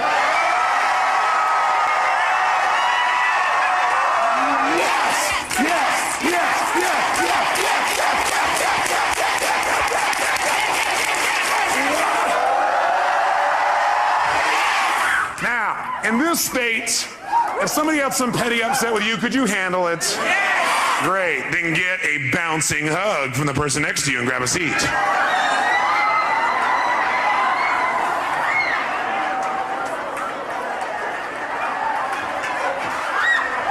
And grab a seat. All right. We said there were 2 ways, though, that we could change our state. One was to change our what now? Nice and loud.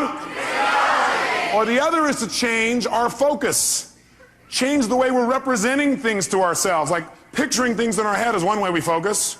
Somebody doesn't show up on time, we picture in our head, I'll see why, because they're out there messing around, because they don't care about me, because this and this and this.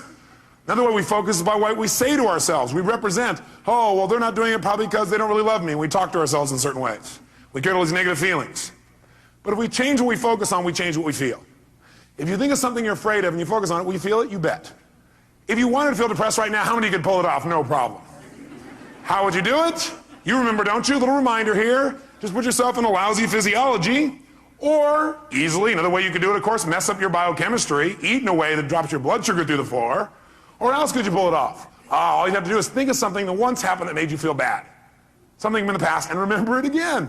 That seems very intelligent, doesn't it? And feel bad about it once again. How many of you would go to a movie that was terrible over and over and over and over again? How many would think that would be real intelligent? Let me see your hands. If one of your friends said, yeah, I'm going to this movie, I hate it, it sucks, I'm going back there again.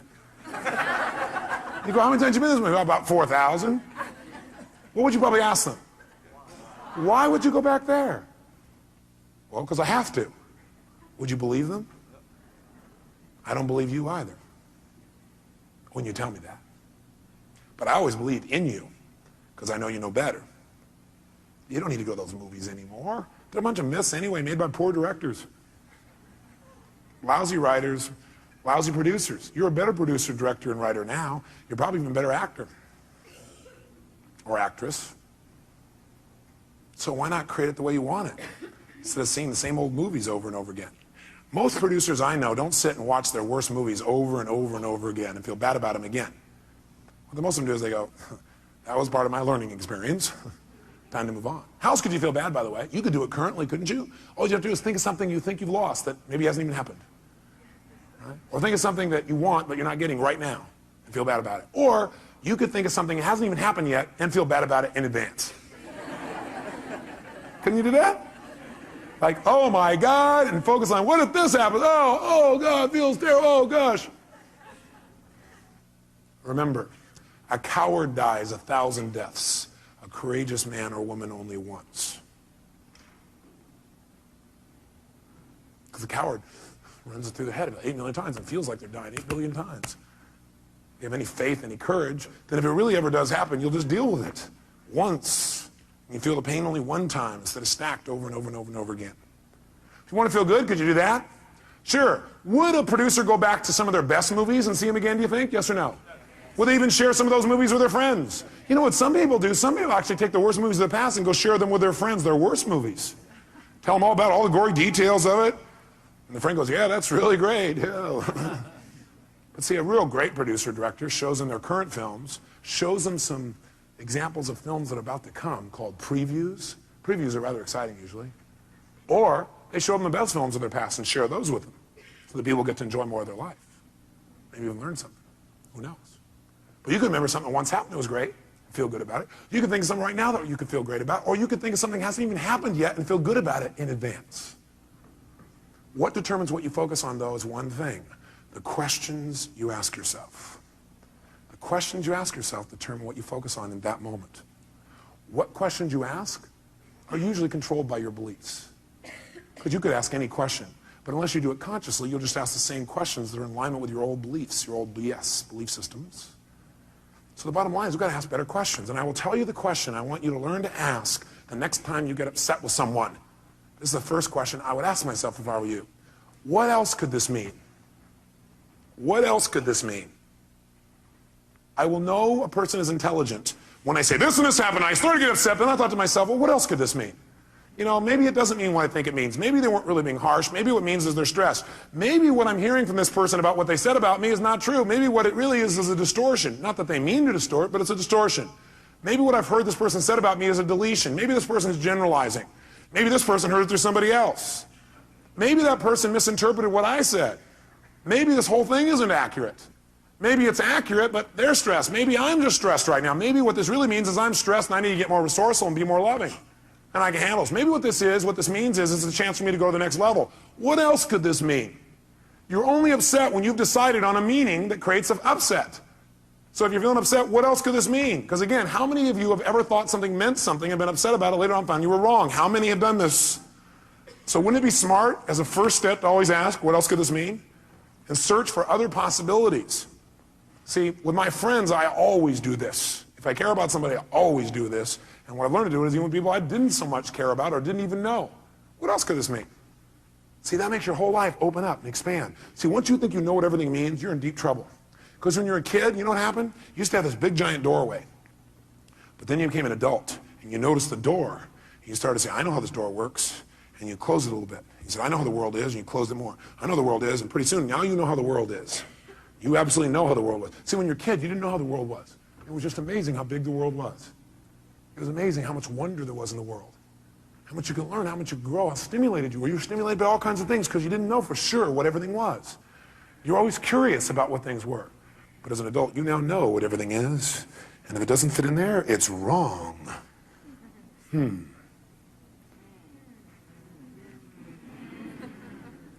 want to open our door back open by saying, well, yeah, but what else could it mean? What else could it mean? What else could it mean? What else could it mean?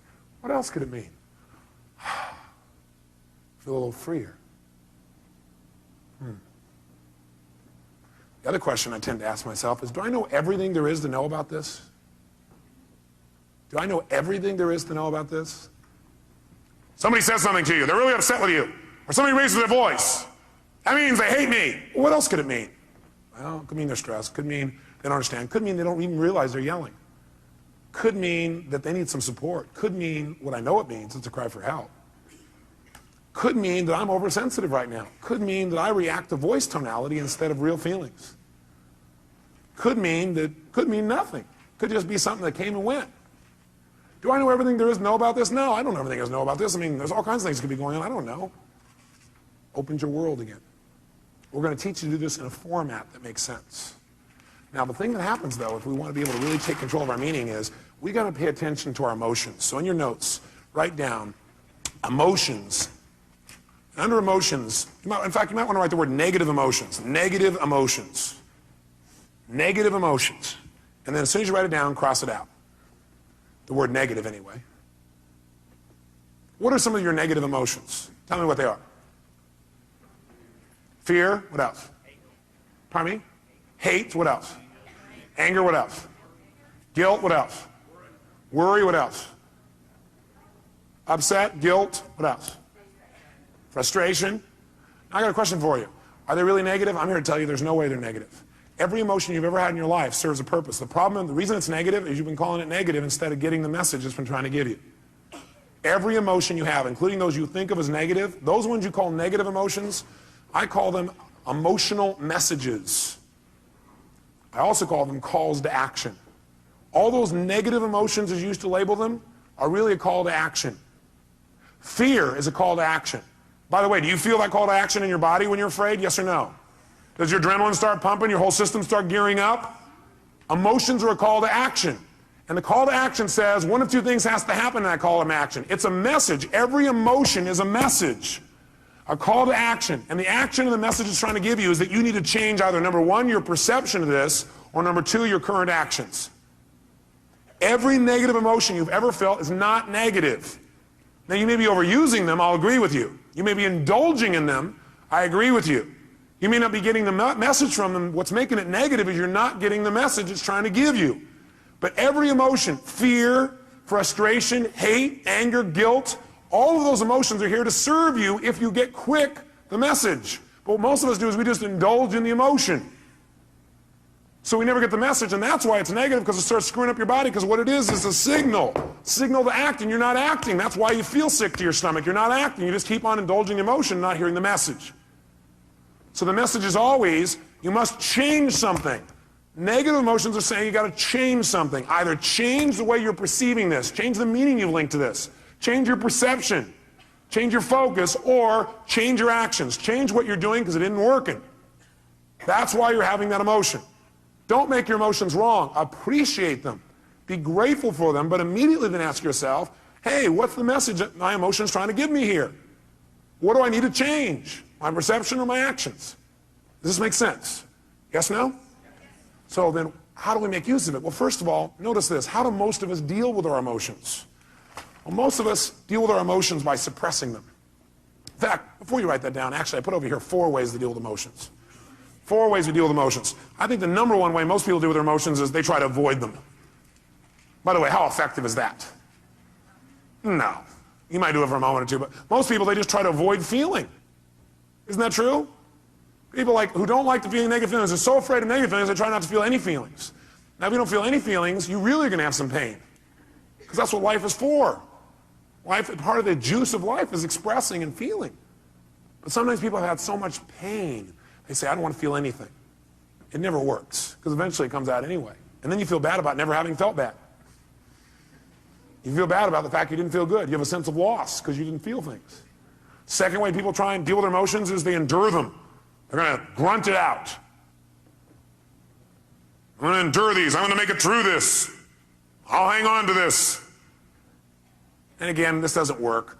Now, they may try and disassociate after a while here again, or they may try and suppress the emotion. I'll just endure it. I'll just keep pushing it down, and I'll make it through it. I'll just endure it. That doesn't make it better either. Third way, what some people do, I don't know if you've ever seen this happen. I'm sure you've never done this. People compete to see who feels the worst. Some people do is they keep track of their emotions so they can share them with other people and compete. So somebody says, oh man, I feel like hell. Oh, you feel like hell. Let me tell you how I feel.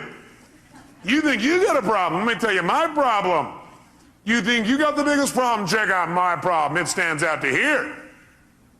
And people sit there and try and argue about who's got the worst problem. Right? Or the fourth thing that I don't have up there that I'd say, the fourth thing that people do is try and share their pain. Share their problem. They think, oh, I can get rid of my emotion by sharing it with others.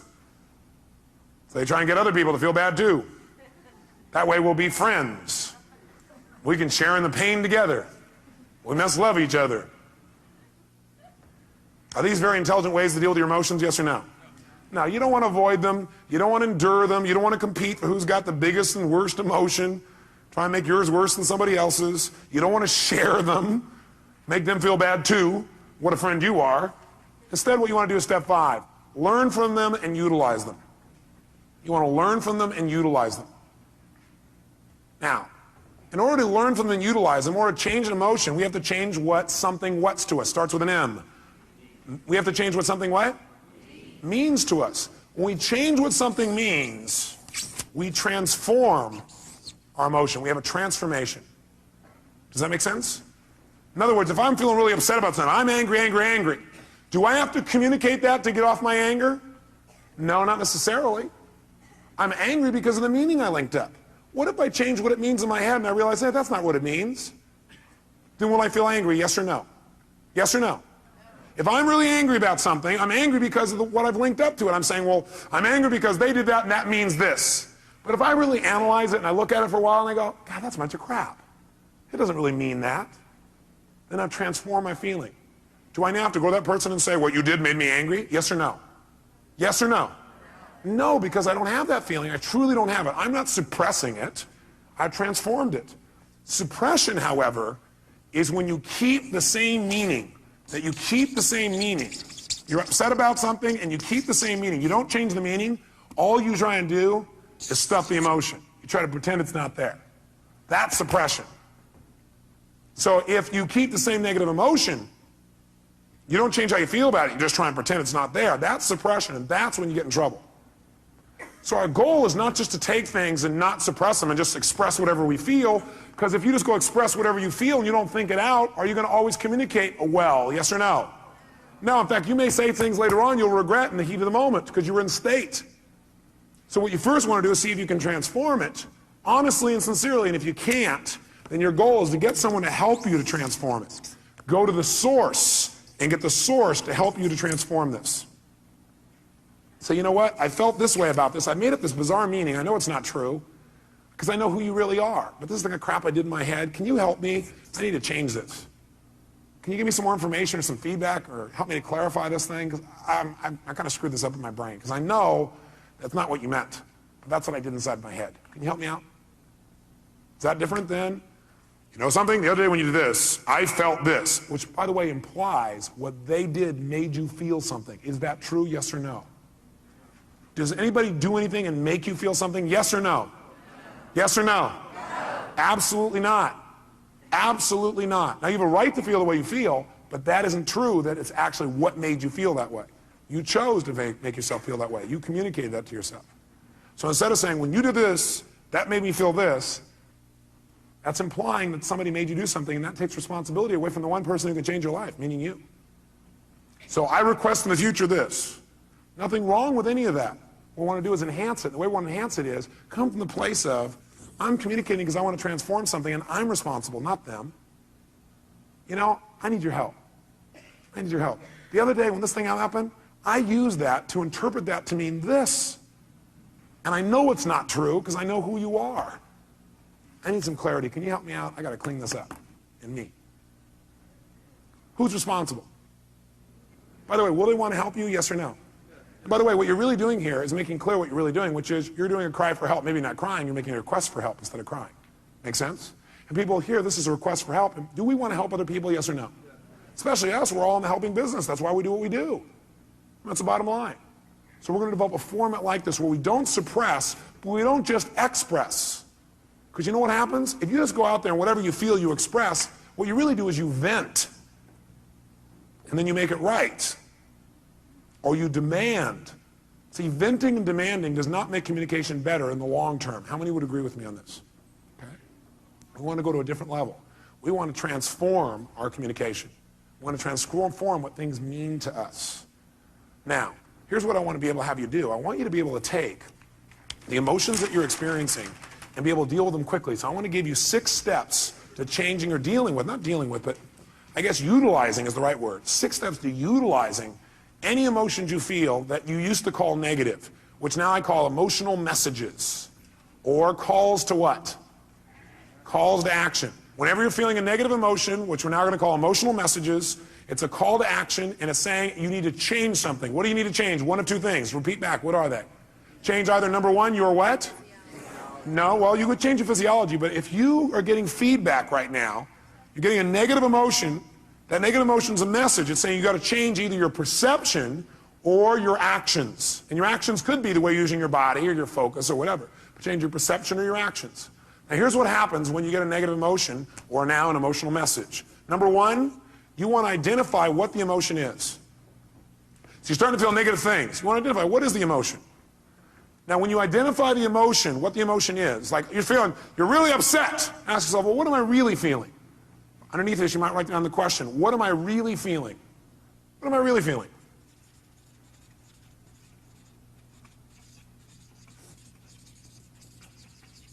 So when you say, I'm upset, you might say, what am I really feeling? And what might your answer be when you say, what am I really feeling? I'm upset with this person. What am I really feeling? I might be feeling hurt. Does that change how you feel in that moment as you identify that? Yes or no? Yes. And when you say, what am I really feeling? You might put a little note in your notes. Use some TV. Use some TV when you come up with your label. Transformational what? Vocabulary. So instead of saying, I'm destroyed, I'm devastated, I'm humiliated, you might say, I'm feeling a little bit hurt.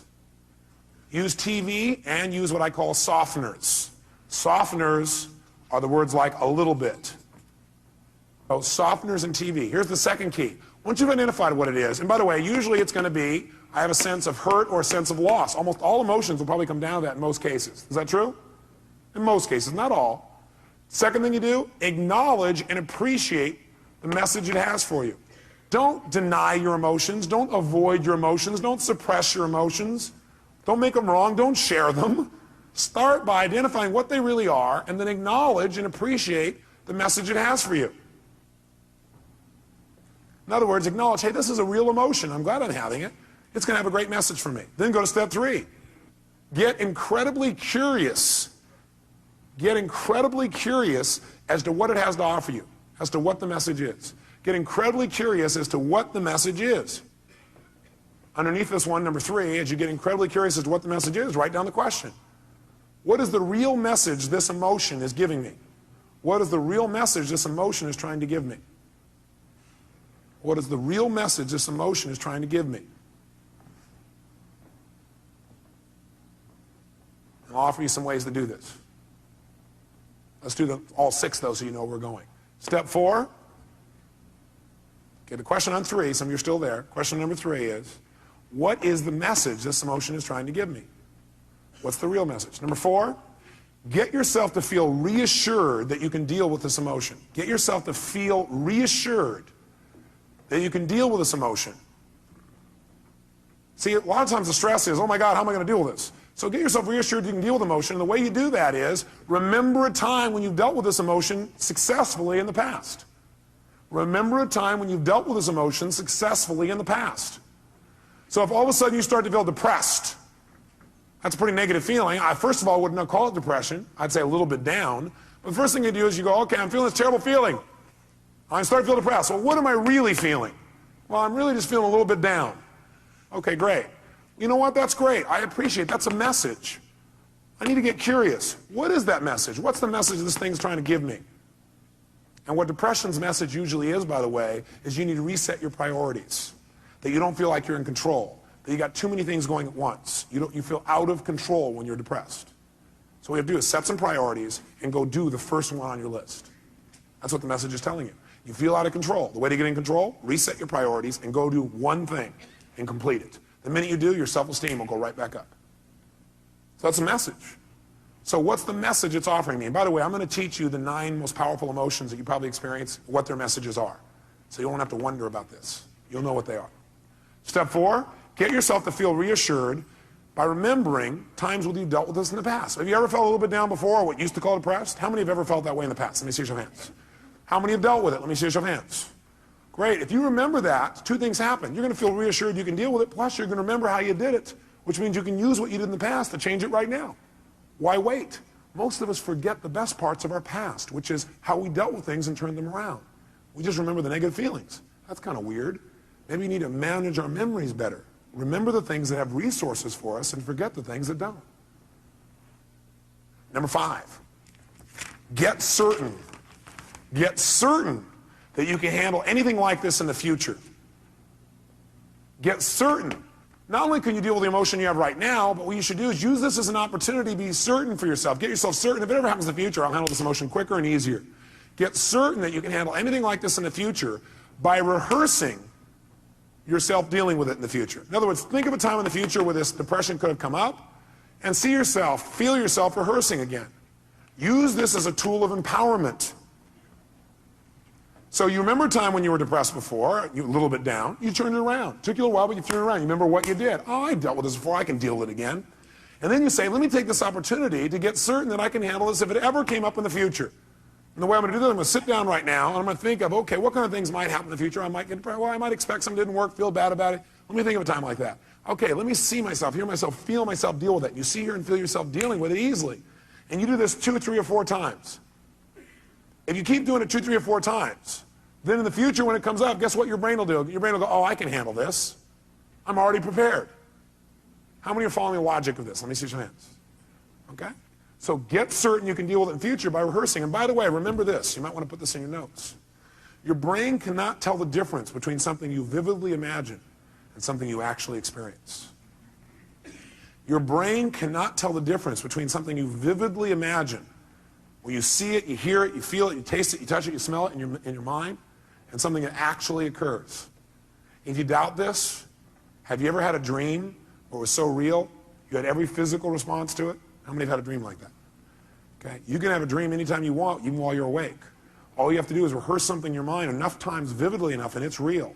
If you over and over again rehearse yourself dealing with emotion easily, then it's real. Next time it comes up, you've already got the programming. You already have the resources to turn it around in a heartbeat. Then this emotional message, it's dealt with for the future, not just for today. And the sixth step, take action and change your life. Whatever the message is, take the action that you need to take and change your life. Do something. Doing something always will change how you feel. You feel bad because you're not doing anything. And by the way, you'll continue to feel bad until you do something to change. So if you do anything, it'll improve you and move you in the direction you want to go. So let's take another example. What's another negative emotion you feel? Let's hear an example, one you felt recently. Somebody raise your hand. Rejection. So what's the first step when you think you're feeling rejection? What's step number one? Come on, guys, what is it? Identify it. Specifically, identify what the emotion really is. Let's call it that. Identify what the emotion really is. Identify what the emotion really is. So you ask yourself, what am I really feeling? So a person said rejection. What were you really feeling? Shh, no, let him answer it. That's your answer. His answer was disappointment. Is that different than rejection, yes or no? Yes or no? Yes, and by the way, when he realizes he's just disappointed, it's not as intense as rejection, is it? What happened with one question? His pain just dropped. Still painful probably, but not anywhere near as intense. Am I false or true on that? Okay, great. Now, so he's disappointed. Great, so now he knows when he really is disappointed, he might even add some TV or a softener here. And the softener might be, he might say, I was a what? A little bit disappointed. Well, I'm a little bit disappointed. Okay, that makes it even less. Now what does he do? Number two, does he make himself wrong for feeling that way? Yes or no? Yes or no? What does he do? He needs to acknowledge and what else? Appreciate the fact that he's getting a very valuable message. And it's a message he needs to change something.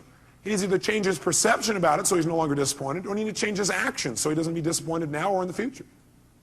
Step three, what does he need to do? Get incredibly what? Like a little kid? What? Curious. When we're curious, do we learn things more? Do we learn better when we're curious? You bet. So he needs to get incredibly curious about what this message has to offer him. If you were really curious, what do you think that message really had to offer you?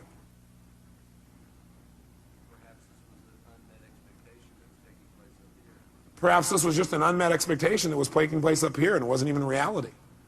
What's happening to his level of emotional intensity right now? How many see that it's dropping? Can you see that? Okay, it's dropping right now. You go, great. Can you remember a time? Next step is get himself what? What? Great. And the way to do that is get him to what? Remember a time when he's dealt with it. Have you ever been disappointed before and dealt with it? Can you remember a specific time? And you turned it around, made it good? Can you remember a specific one? Think for a moment of time when you turned around and you made it great. You actually took it and made it to your advantage. Remember a time like that? How'd that feel? So you know how to deal with this, don't you? Well, I got a question for you. What did you do back then that changed it? He redefined the terms he was going to use. He changed his perception or his rules. Great. How'd that feel when you resolved it? So great. So when he goes to reassure this, two things happen in the reassurance. One is he sees he can deal with it. He sees and feels he can deal with this easily. And number two, he sees how. And number three, he remembers how good it feels to relieve himself from the feeling. So he remembers how good it feels to get rid of it. Which, by the way, makes him want to get rid of it right now. And what's the last two steps? Step number 5. What do we want to make sure? We want to make sure he doesn't just not feel bad about it anymore now, but we want to make sure his future's better. We want to get him what? Get what? Certain that he can handle this in the future. So he probably feels pretty certain right now, but you know what I'd like you to do? I'd like you to think some other area in your life where possibly in life you could have gotten disappointed in the future. Some kind of thing that might come up. Can you think of something that could come up and do that? Look, he already knows. Close your eyes for a minute. And just for a moment, what I want you to do is I want you to think of that thing starting to happen, when you start to get disappointed. or feel rejected actually is what you did initially, then you realize you're just disappointed, and then you just handle it. See yourself handling it in the future even better than you have in the past. And notice how good it feels the minute you handle it. Can you feel that? Mm-hmm. Think of another time, something else that could happen in the future, where it might have been a real major disappointment. But see yourself handling it real quickly, real easy, getting off and making it work, and notice how good you feel as soon as you handle it. Got it. Okay, do it one more time. Do 3. Do a third one. Some other area of your life where you're really disappointed. See and feel yourself handling that real easily, real quickly. Got it. Good. How do you feel about your ability to deal with this in the future? More confident. Yeah. How many can hear it in his voice? Can you hear that? Hear the depth in his voice. And the last thing is, go take action and change it. He may have already done that if it was changing a perception. Or you can go do it physically. How many follow the system? Okay, we're going to do one more. I need a volunteer up here so everybody can see this person, because if you would have saw his face just now, it changed. Somebody who's had an emotion that you really, recently had and it bugged you or created some negative feeling for you. Somebody's got one of those. Oh, nobody in the whole room. God, I don't want to be out there. I don't know what he'll do. Boy, all these people here are pointing to this guy here. Is that your staff pointing at you, Dr. Bob? Dr. Bob, give him a hand. Yes, indeed.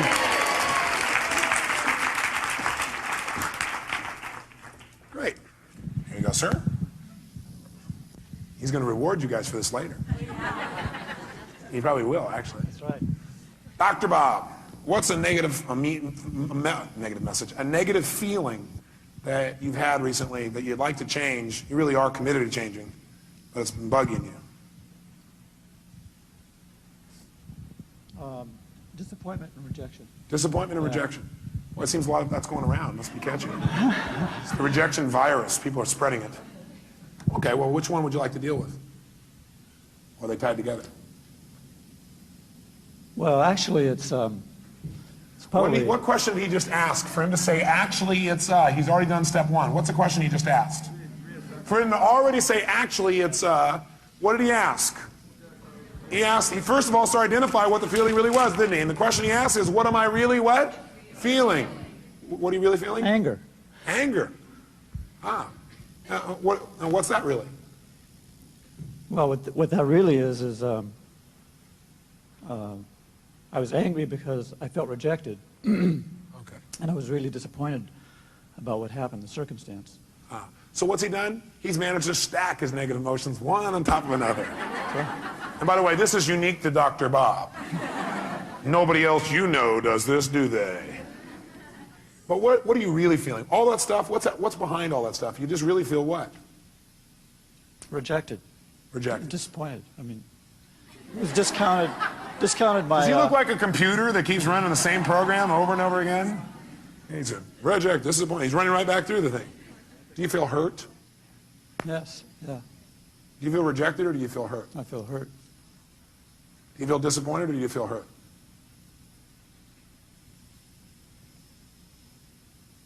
Or do you feel a sense of loss? A sense of loss. Do you feel rejected or do you feel a sense of loss? Sense of loss. Do you feel angry or do you feel a sense of loss? Sense of loss. Do you feel hurt or do you feel a sense of loss? Loss. What does it always come down to? Loss. Now, we can call it whatever we want. Okay? So he's identified it. So, next question is, what do we want him to do? Should he feel bad about having those feelings, yes or no? No, you know what? These are valuable messages that are coming to you. They really, truly are. But what you should feel bad about is indulging in them and not using them. Not learning. You want to feel bad if you don't learn anything. Then feel bad. And then get tired of feeling bad and just decide to learn something. Because you can learn something as soon as you ask, what can I learn from this, right? So right now, instead of making him wrong, what I want you to do for a moment is really appreciate those emotions. Acknowledge the fact those emotions have a valuable message. And then immediately get what? Like a kid, get what? Curious. Get curious for a second as to what those messages really are. What can you really learn from that? What is that message really offering you? In other words, let's go back up to the first one you said, rejection. By being rejected or disappointed, what is that motion of rejection trying to tell you?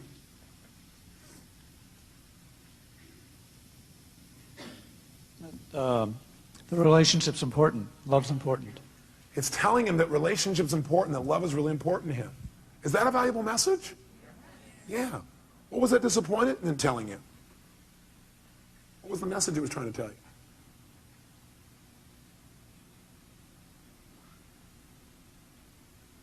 you? Now, a person may say, I don't know. If you did know and it had a positive message, it's always telling you to change something. It's telling you to change your perception about something, or it's telling you to change your actions. So what is that emotion of disappointment telling you? To change what? What do you need to change? How I love. How he loves. Very interesting. In what way do you need to change how you love? How it's communicated, or shown. How it's communicated and shown. How do you need to communicate and show your love more effectively? I'm curious. Is that better than feeling rejected, disappointed, and lost? Yes or no? Yes. Is this a powerful transformation in this man? Yes or no? Yes. Okay, good. So stay curious, because that's it. Instead of going, oh, I don't know the answer. We don't know the answer, and you're a little kid. What do? You get even more what? Curious. If you don't know the answer, don't go, oh, God, I don't know the answer, but that time I don't know how it feels. They go, I'm getting more curious. You have plenty of time, because curiosity is valuable. What would you get? Need to be more, I'm confused. Good. Confused means you're about to make a change. Is that true? See, when you know what things mean, you'll just keep doing it the way you've always done it. He was not confused when he went, I'm disappointed, I'm rejected, I'm frustrated. In fact, he kept doing it over and over again because he was not confused. He knew exactly how to do that. Now he's confused. His little brain's going, this little computer program's not working the same way. So, So the question I always help him out with is, what do you need to change in order to no longer feel this? You need to change your perception or your actions or both. And what do you need to change about your perceptions? What do you need to change about your actions? You might want to write that down. But go ahead. So my action should be different. I mean, if what I did didn't work, I need to try something else. That's right. So I need to communicate that differently, behave differently. Okay. And how many hear what he just said? Did you understand what he said? He said, what it's saying is, the way I communicated, the fact I got rejected is a message that love's really important to me, and that I need to change the way I'm communicating so I get what I want. Because obviously it didn't work, so I got to change my approach. Is that true? Is that different than I'm not worthwhile as a meaning, or they don't love me as a meaning? Yes or no? Huge difference in how he feels. Have you ever felt rejected or disappointed in the past and dealt with it really powerfully or really effectively? Yes. Do you remember a specific time? Yes. Okay, go back to that time. And remember how you dealt with it and how you turned it around and made it something positive. Okay. How'd that feel, first of all? Great. I had a sense of accomplishment. Yeah, that's right. And how did you do it? I took action. What did you do? Take action. How did you do that? What did you do? I started doing things differently. Oh, great. Expressing myself differently. Did it work? Yeah. Wow. By the way, what is this doing now? It's teaching his brain, if you do this, you're going to get pleasure. What you used to do gave you what? Pain. The brain is always trying to avoid what? And move towards what? He's teaching his brain right now. He's rewiring his brain a little bit here. Now, by the way, I keep using these computer metaphors, and I see some of you get pained when I do that. And I think it's because you think, oh, do you think I'm just a computer? No, I see you as a spiritual being who also has a filtering system. And that filtering system sometimes you allow to take control and keep you from doing what you do naturally, which is just love and appreciate other people, including yourself. Okay? So we got to deal with both sides. How it is, how we operate unconsciously, as well as who we are. We want to deal with how we operate so we can be more of who we are. Now, I'd like you to think about this for the future. First of all, you feel pretty good about you being able to deal with it right now? Yes. Yeah. And by the way, does he really look like he can deal with it now? Yes or no? So think about the future. I'd like you to think of some place in the future where you could have felt rejected or disappointed. Something that could come up that could cause you to feel rejected or disappointed. Okay. Okay? Close your eyes if you would, and see yourself using your skills, handling it 10 times better, quicker, more easily, turning it around right away. And feel how good it feels to turn that around. Okay. How does that feel? Feels good. Yeah. Can you do it? Yes. Easily or hard? I can do it. You can do it. Okay, great. So now I want you to do it. That's great. So now I want you to close your eyes, and I want you to think of another time when it would come up. Only this time I want you to do it easily. There are resources inside of yourself you haven't thought of before, and I want you to do it and even enjoy it. Turn around and make it happen easier and quicker. Okay. Okay, look at it. If I ask him to do it, can he do that? Yes. Yes. I'm asking him a better question. It gives him better resources. Okay. Can you see yourself handling it quicker and easier in that one? Yes. How does that feel? Great. How many see the difference and hear it in his voice? Great, let's do one more. Think of something else that could come out in the future where you could have felt rejected, disappointed, but now, heck no, you handle it really easily, real quickly, just like this. Okay. Have you already done it? Mm-hmm. Done. He's getting a little faster at this, isn't he? He's got some experience. How do you feel when you do that? Super. Super. Look at him. Look at his face. Now, if someone were to say, I'm going to reject you now. Thank you very much. Give him a hand. Thank you very much, sir.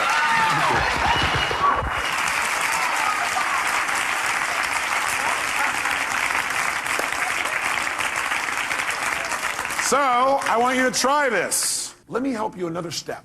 Would it be useful instead of you saying, well, none of you are inside here trying to search around going, what does this emotion mean? I don't know what it means. Let me give you 9 emotions and what they usually mean. Okay, would that be helpful? Great. Sit up in your chair with some energy then. Put yourself in a peak state. And let's take a look at what 9 of these emotions, or 8 or 7, or whatever I put up here are. Number 1, fear. So if you're feeling fear, what does that mean usually? What's the message? The message always is that you need to change something. Is that true? Yes or no? So every negative emotion means I've got to what? I've got to what? Change something. Either my perception or what I'm doing. Fear means that you got to prepare for something. You're afraid because your brain's saying message is prepare. Change what you're doing and get more prepared.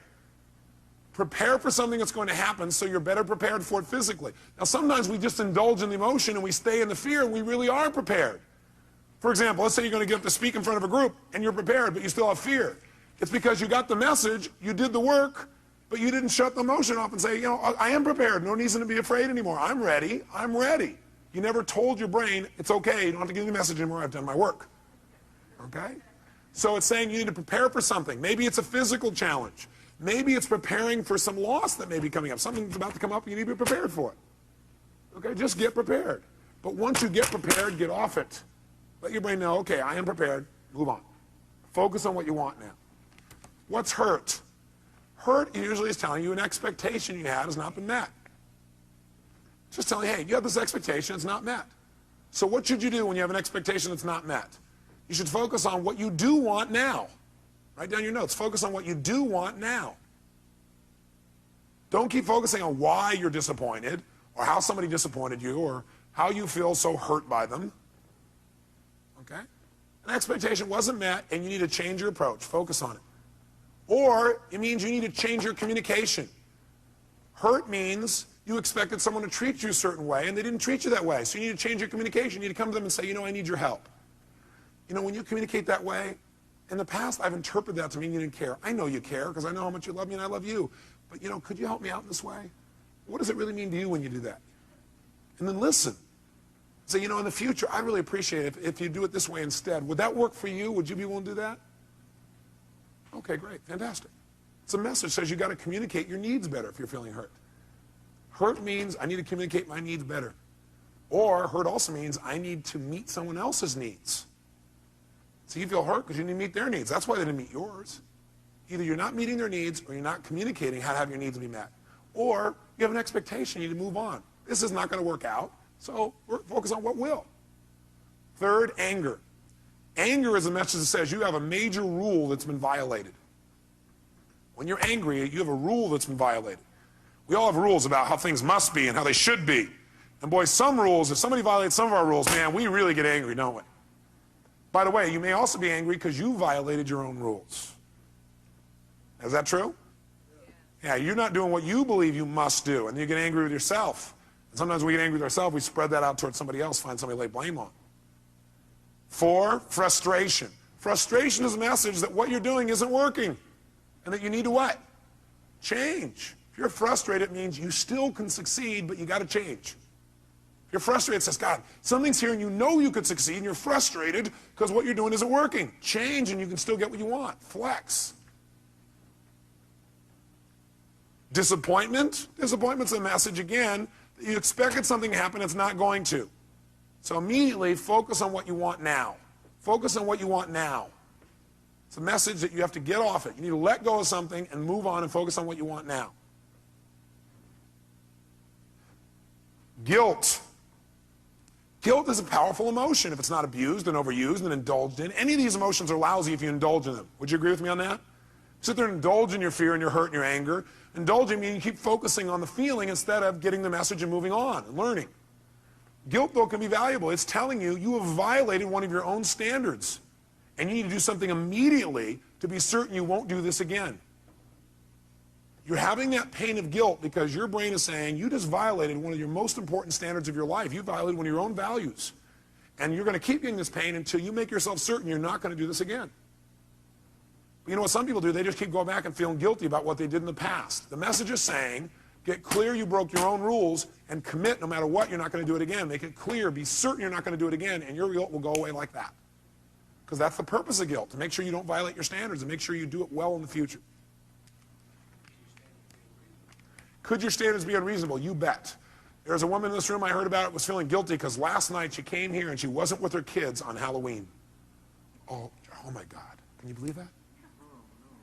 Let's all look at that person. I don't know where they are. Let's pretend we can see them and give them dirty looks. How dare you? Come on, return the person in. How dare you?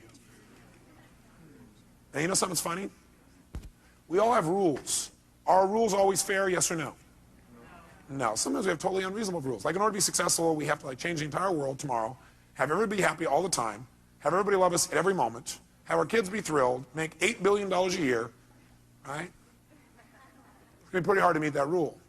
So sometimes the feedback you're getting about frustration or disappointment is, sometimes it's saying, you got totally unfair rules for yourself. Sometimes when you're angry, you may be saying, your rules are too stringent for other people. Maybe you need to remember about those people with quintuplets. Have a few less rules. You have a lot less anger. Does that make sense? 7, if you feel overwhelmed, helpless, or depressed.